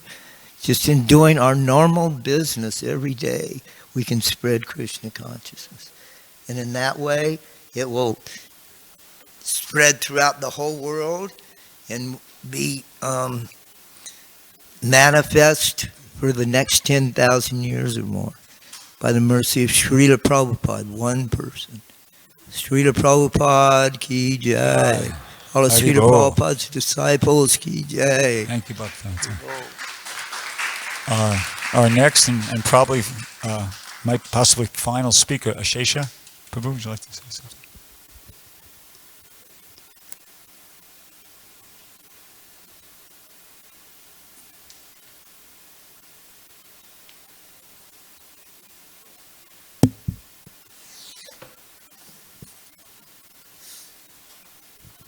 Hare Krishna.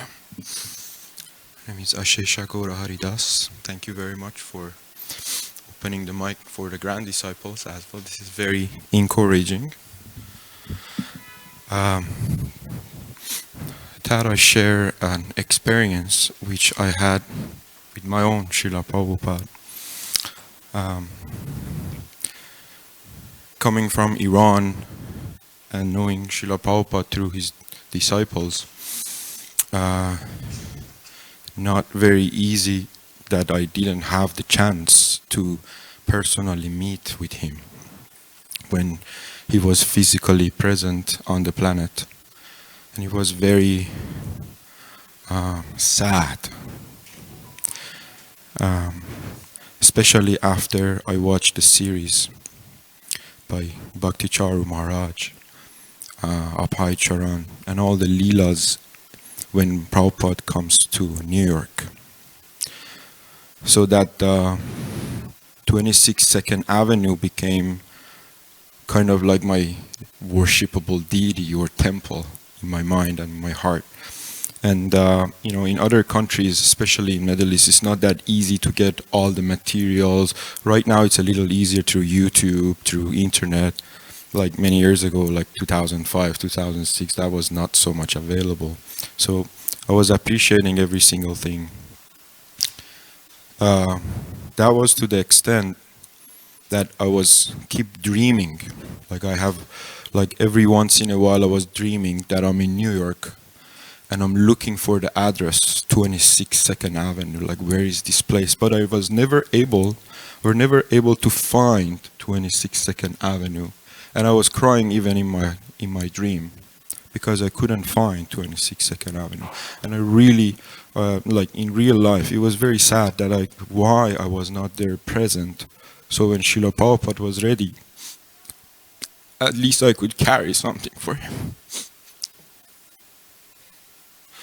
But when it happened that I actually came to US, I was actually a brahmachari here about 10 years ago for a few months, for those who were present at that time. I got the chance that finally I was able to actually go to New York. I was with my entire family and everybody.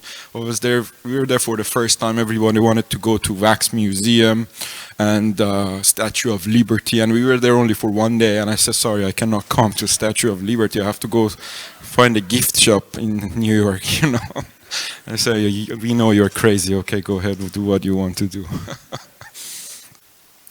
After that, when I was in US and I got the chance, the dream changed because I was literally seeing this dream every once in a while that I'm looking for 26 2nd Avenue. So finally, I saw the last dream about it a year after when I was able to be in gift shop, Matchless Gift. So the dream was I finally found a place and I entered Matchless Gift. It was in the beginning of the movement, like those black and white videos that you can see from the early days with Srila Prabhupada. So I asked where is Srila Prabhupada. Everything was broken. They were still fixing the place. In my mind, it was a 2-story building. And I had to go upstairs. So I said, I would like to serve Srila Prabhupada. They said, okay, if you like, you can take this.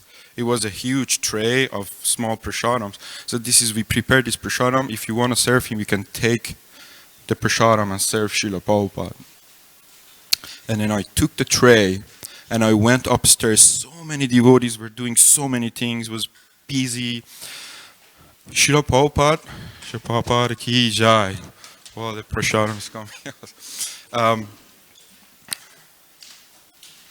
So I took it was a rounded tray. I went upstairs. I was crying to Srila Prabhupada, and I put the tray in front of him. I could see he had to go through so much hardship and hard time to run the movement. His body was lacerated, and he was like suing them, something like that. Like I said, Srila Prabhupada, I was not fortunate enough to be present to serve you directly in real life. Thank you very much for giving me the chance, at least in my dream. I was aware that I'm in my dream. Thank you very much for giving me the chance. At least in my dream, I can serve you. Thank you so much. So I thought I'd share my heart. Thank you, Guru. Thank you. Haribapu, so that's all the time we have. Like the Rabindranath?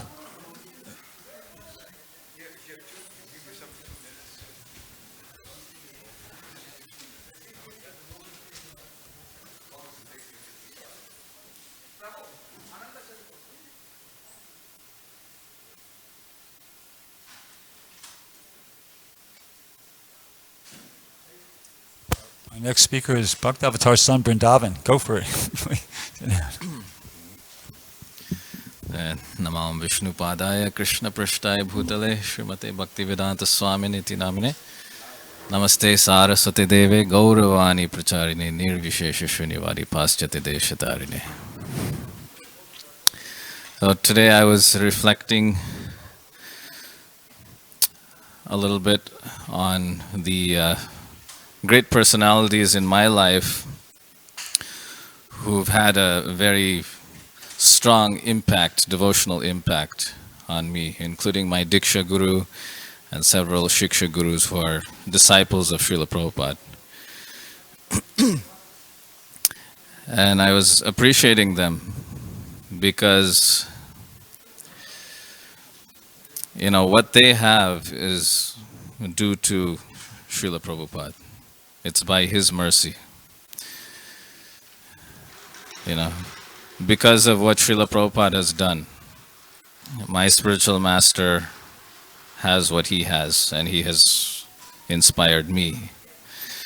And there are so many of these wonderful Vaishnavas that have taken up the role of being, you know, Diksha Guru, and not even Diksha Guru, just, you know, Prabhupada disciples who are still serving. There are many of them here. And these are wonderful devotees. You know, one thing is the way that you can understand the value of a teacher is how many teachers he has produced, right? How many gurus has Srila Prabhupada produced? So many. And I was just thinking how, you know, we do have some groups of people who are critical of these devotees. And that is actually being critical of Srila Prabhupada, because, you know, a competent guru will create more competent gurus. And this is what Srila Prabhupada has done. And all of his grand disciples are, you know, reaping that benefit. So I'm very thankful, very grateful to Srila Prabhupada, especially on this day, and very thankful and grateful to have the association of all of you Srila Prabhupada disciples. Thank you very much. Please shower your blessings upon me and all of us, the grand disciples of Srila Prabhupada. Srila Prabhupada ki! Jai, thank you, Prabhu. And I'd like to thank all the speakers, all the listeners. The next part of our program will be a Pushpanjali ceremony. So if everybody could stand up for that and grab some flowers. Thank you very much. Hare Krishna.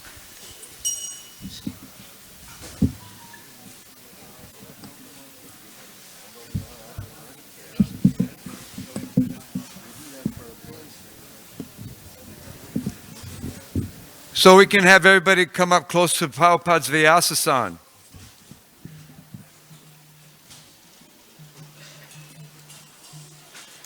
And you can grab a handful of flowers. We're going to be offering it 3 times.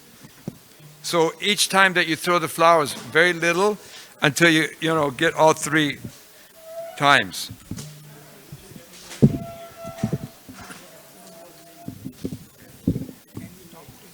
He said he promised me he was going to bring it over there. So he said he will do it, because I told him you got to do it.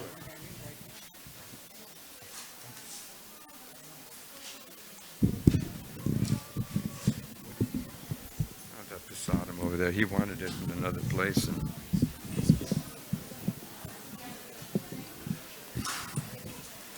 Om Agyana Timirandasya Jananjana Shalakaya Chakshur Umilitam Yena Tasmai Sri Gurave Namaha Sri Chaitanya Manobishtam Stapitam Yena Bhutale Swayam Rupa Kada Mayam Dadati Swapadantikam Vandeham Shri Guru Shri Yuta Padakamalam Shri Gurun Vaishnavamscha Shri Rupam Sagrajatam Sahagana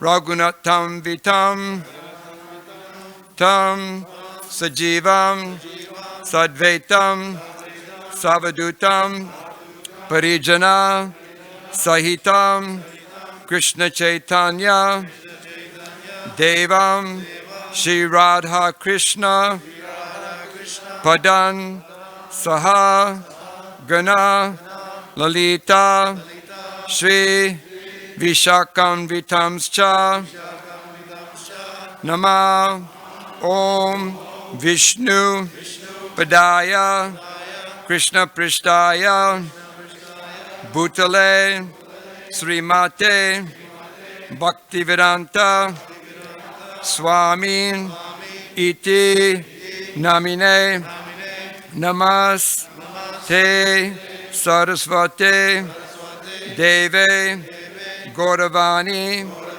Pracharine Nirvishesha Shunyavadi Paskatya Desatarine Nama Om Vishnu Padaya Krishna Pishtaya Bhutale Srimate Bhaktisaranta Sarasvatiti Namine Shri Varshabhanavi Devi Daitaya Kripabdaye Krishna Sambandha Vijnana Dayine Prabhave Namaha Madhu Yojvala Premadya Shri Rupanuga Bhaktida Shri Gora Karuna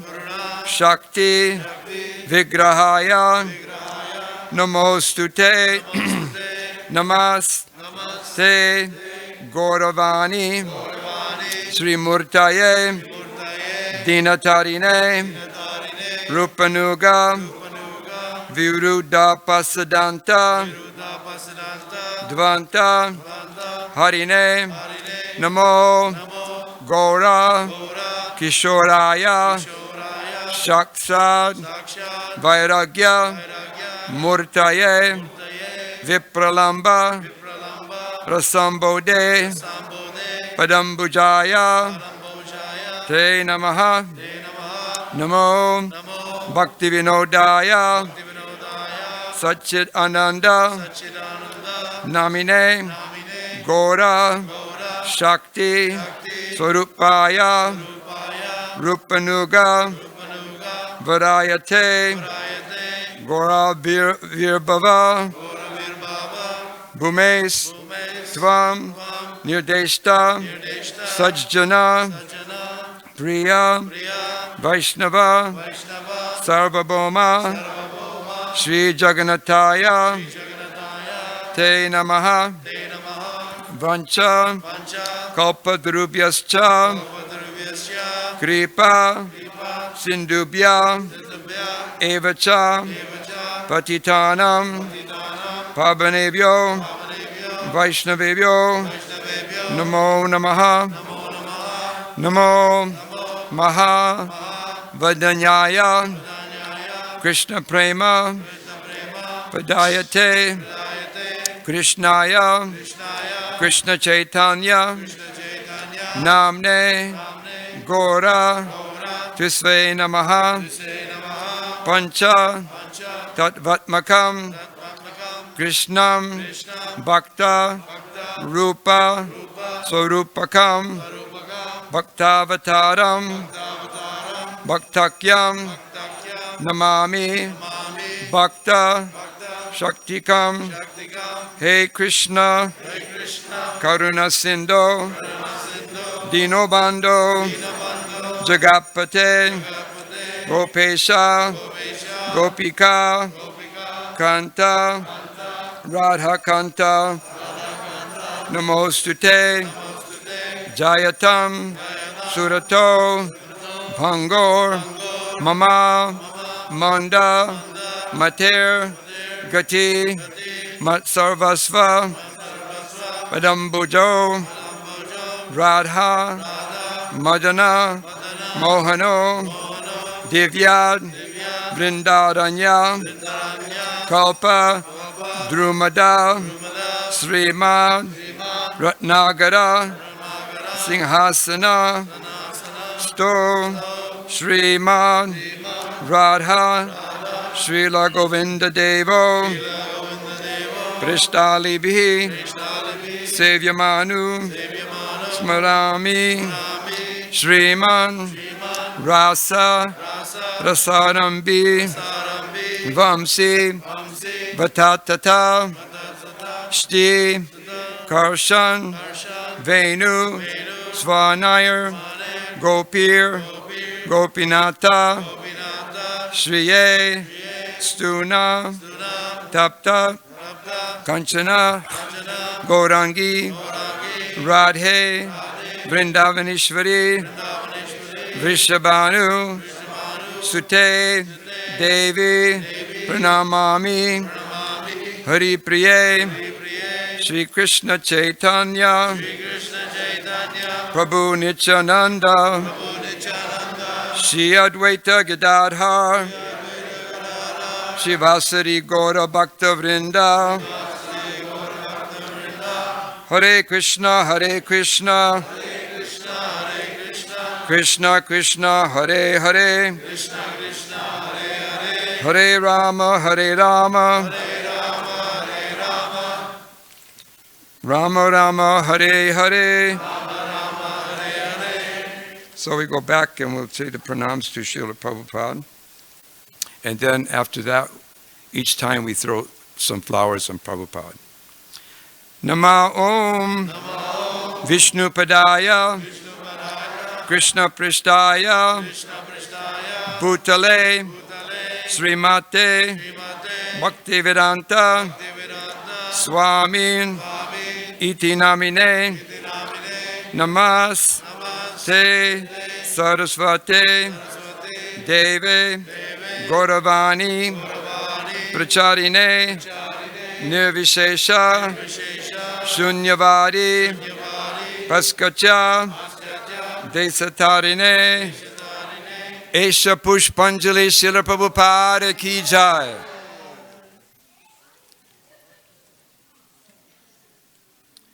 Nama Om Vishnu Padaya Krishna Prishtaya Bhutale Srimate Bhaktivedanta Swamin Iti Namine Namaste Sarasvate Deve Gauravani Pracharine Nirvishesha Shunyavadi Paskatya Desatarine Esha Pushpanjali Srila Prabhupada Ki Jai.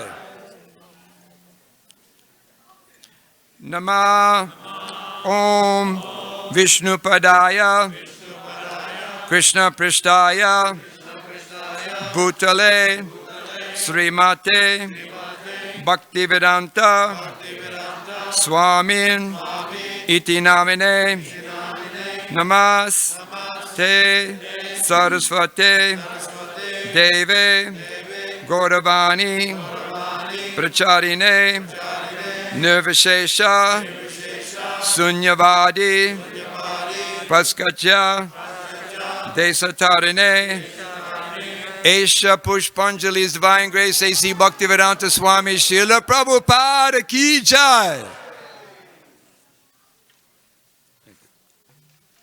Some of the offerings that are on the altar. Jaya Prabhupada, Jaya Prabhupada, Jaya Prabhupada, Jaya Prabhupada.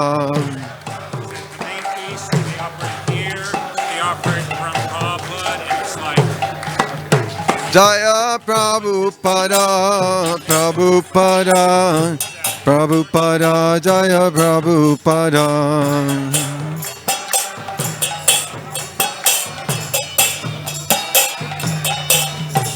Jaya Prabhupada, Prabhupada, Prabhupada, Jai Prabhupada.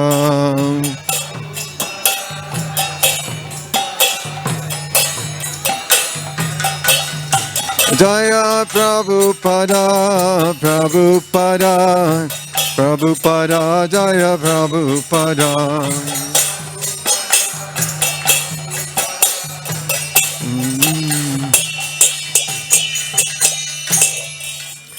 samsara dava naradida loka Tranaya karunya ganat ganatam samsara dava anarira loka Tranaya karunya ganat ganatam samsara dava anarira loka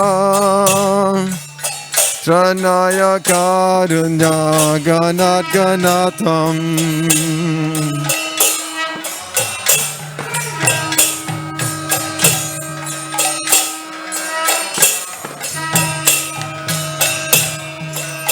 Praptasya kalyana gunaravasya Vande Guru Sri Charanarvindam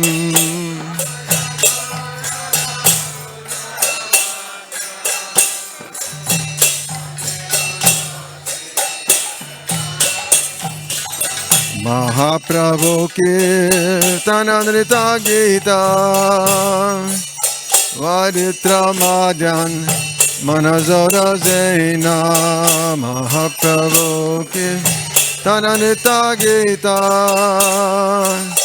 Vaditra Madhyan Romancha Kampat Rutaranga Bhajo Vande Guru Sri Charanarvindam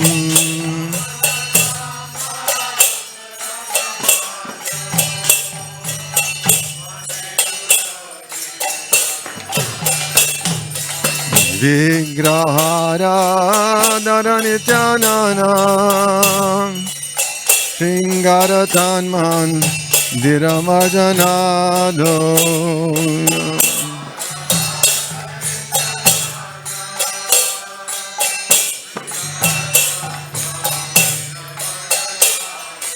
Yuktasya bhaktam chaniyundatopi Vande Guru Sri Charanarvindam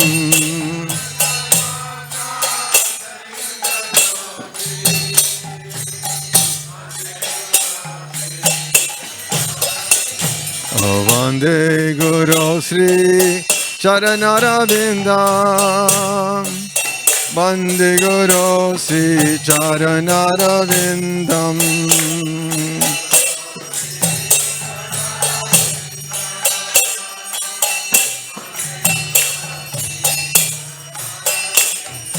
Vande Guru Sri Charanarvindam Vande Guru Sri Charanarvindam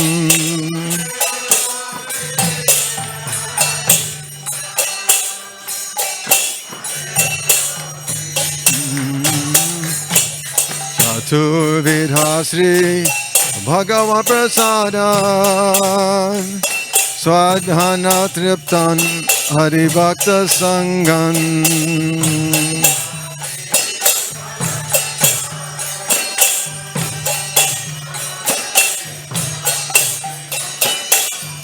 Kritvaiva Triptrim Bhajatak Sadaiva Vande Guru Sri Charanarvindam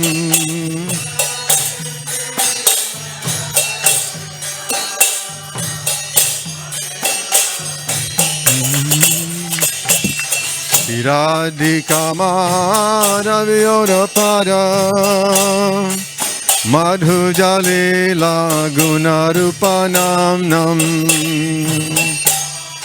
Aviyodapada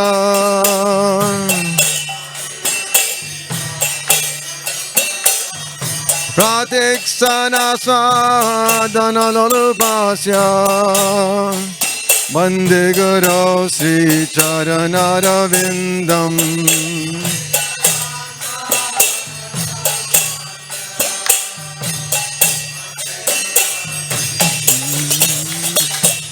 Vande Guru Sri Charanarvindam Vande Guru Sri Charanarvindam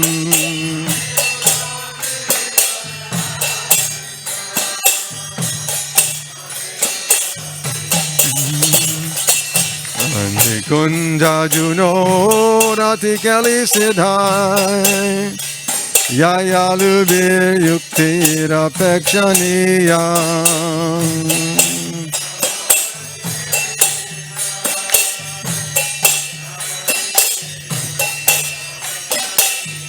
Tratrate Daksharati Valavasya Bande Guru Sri Charanarvindam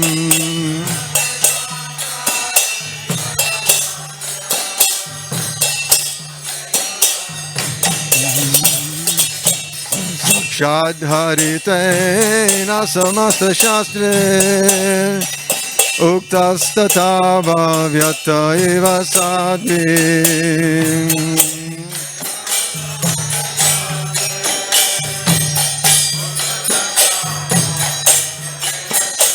Akinto Pravoya Priya Eva Tasya Bande Guru Sri Charanarvindam Priya Eva Tasya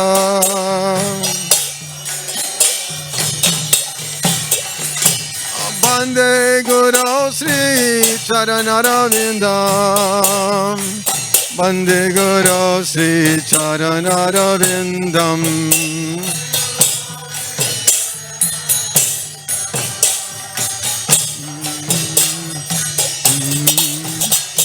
Yasya Prasadad Bhagava Prasado Yasya Prasadan Nagati Gatopi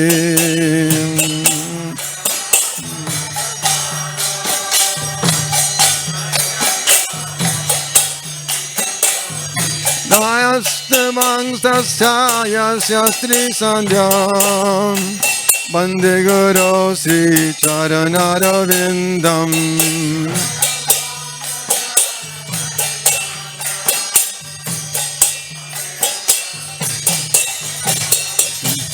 Bande Guru Sri Charanarvindam Bande Guru Sri Charanarvindam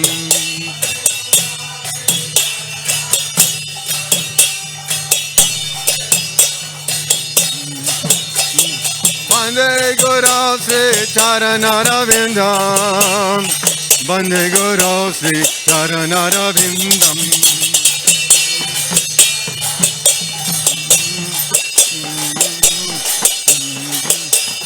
Bande Guru Sri Charanarvindam Bande Guru Sri Charanarvindam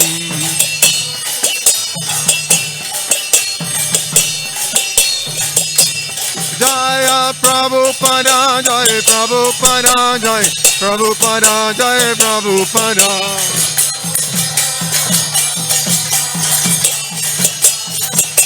Jaya Prabhupada Prabhupada Jaya Prabhupada Jaya Prabhupada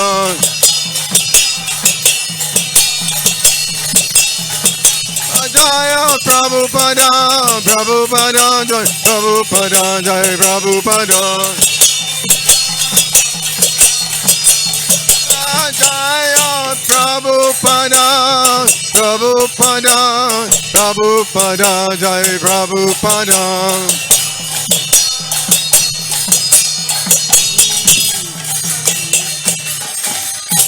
Sri Guru Charana Padma Kevala Bhakti Sadma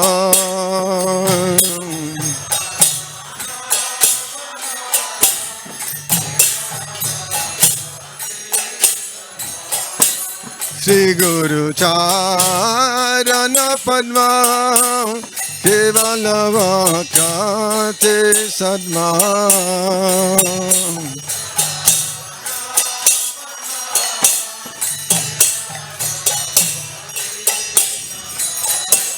Bandhan Mui Savadhana Mate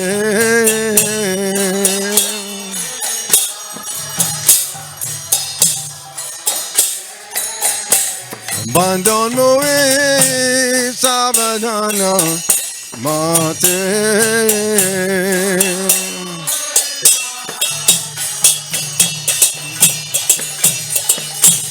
Jara prasade bai e bhavatari aja.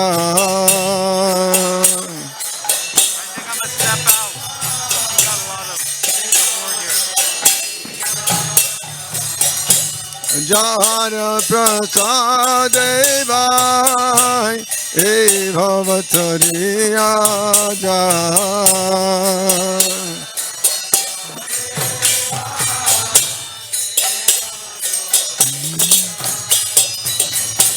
Krishna prapte hoy jam hoite.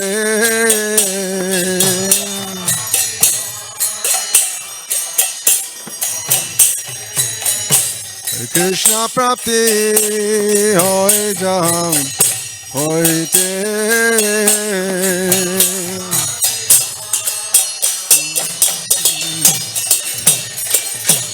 Guru Mukha Padma Vakya Chitete Koriya Kya.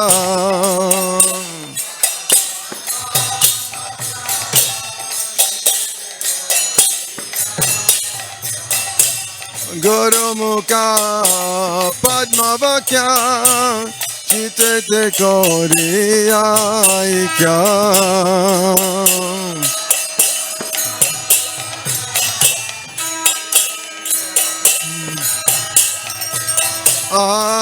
Anakori homane asha.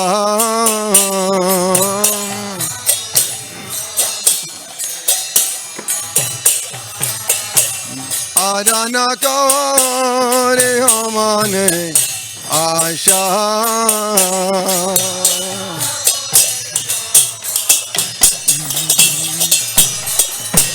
Shri Guru Charane Rate Aise Uttama Gate.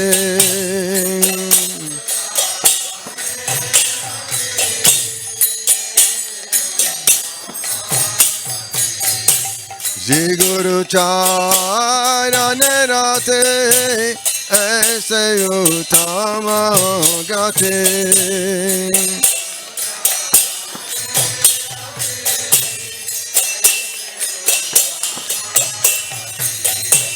Je prashare mure sarva asha.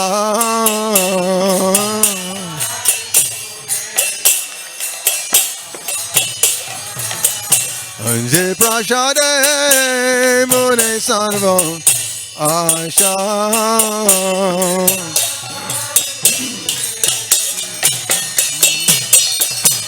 ठाकुदान दिलो जय जन्मे जन्मे प्रभु से. ठाकुदान दिलो जय जन्मे जन्मे प्रभु से. दिव्य ज्ञानी दे प्रकाशित.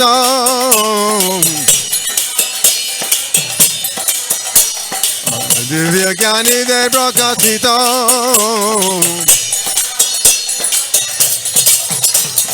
प्रेमे भक्ति जाते अविद्या विनाश जाते. प्रेमे भक्ति जाते अविद्या विनाश जाते. वेदि गाय जार चरित.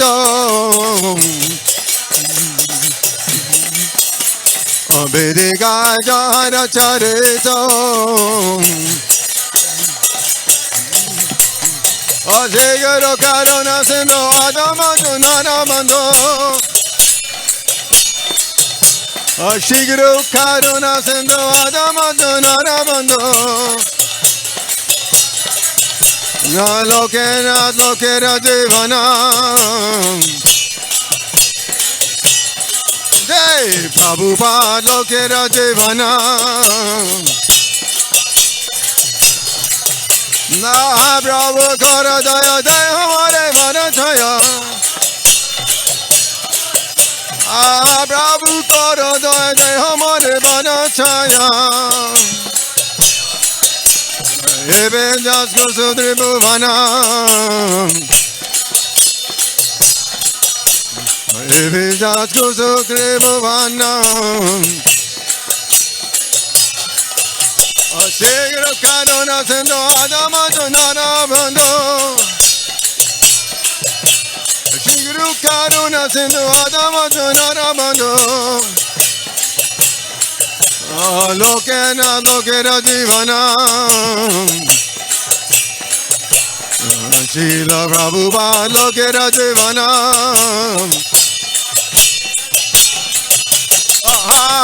Prabhu Kora Daya Dehamare Vanataya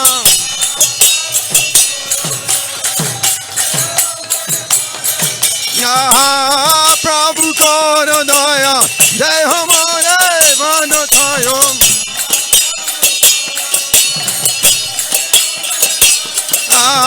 Prabhu Kora Daya Dehamare Vanataya Prabhu Kora Jaya Hamare Bharachaya Jaya Prabhupada Prabhupada Jaya Prabhupada Jaya Prabhupada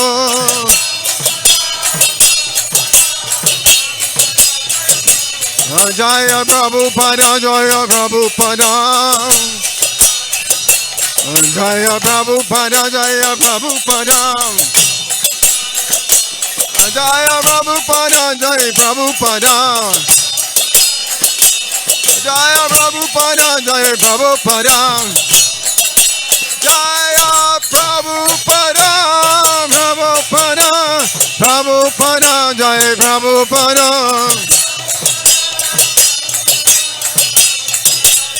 Jaya Haribo, Haribo, Haribo, Haribo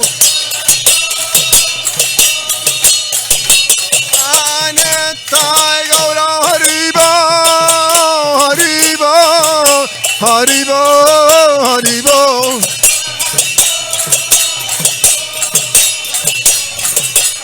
Anetayan Haribo, Haribo, Haribo, Haribo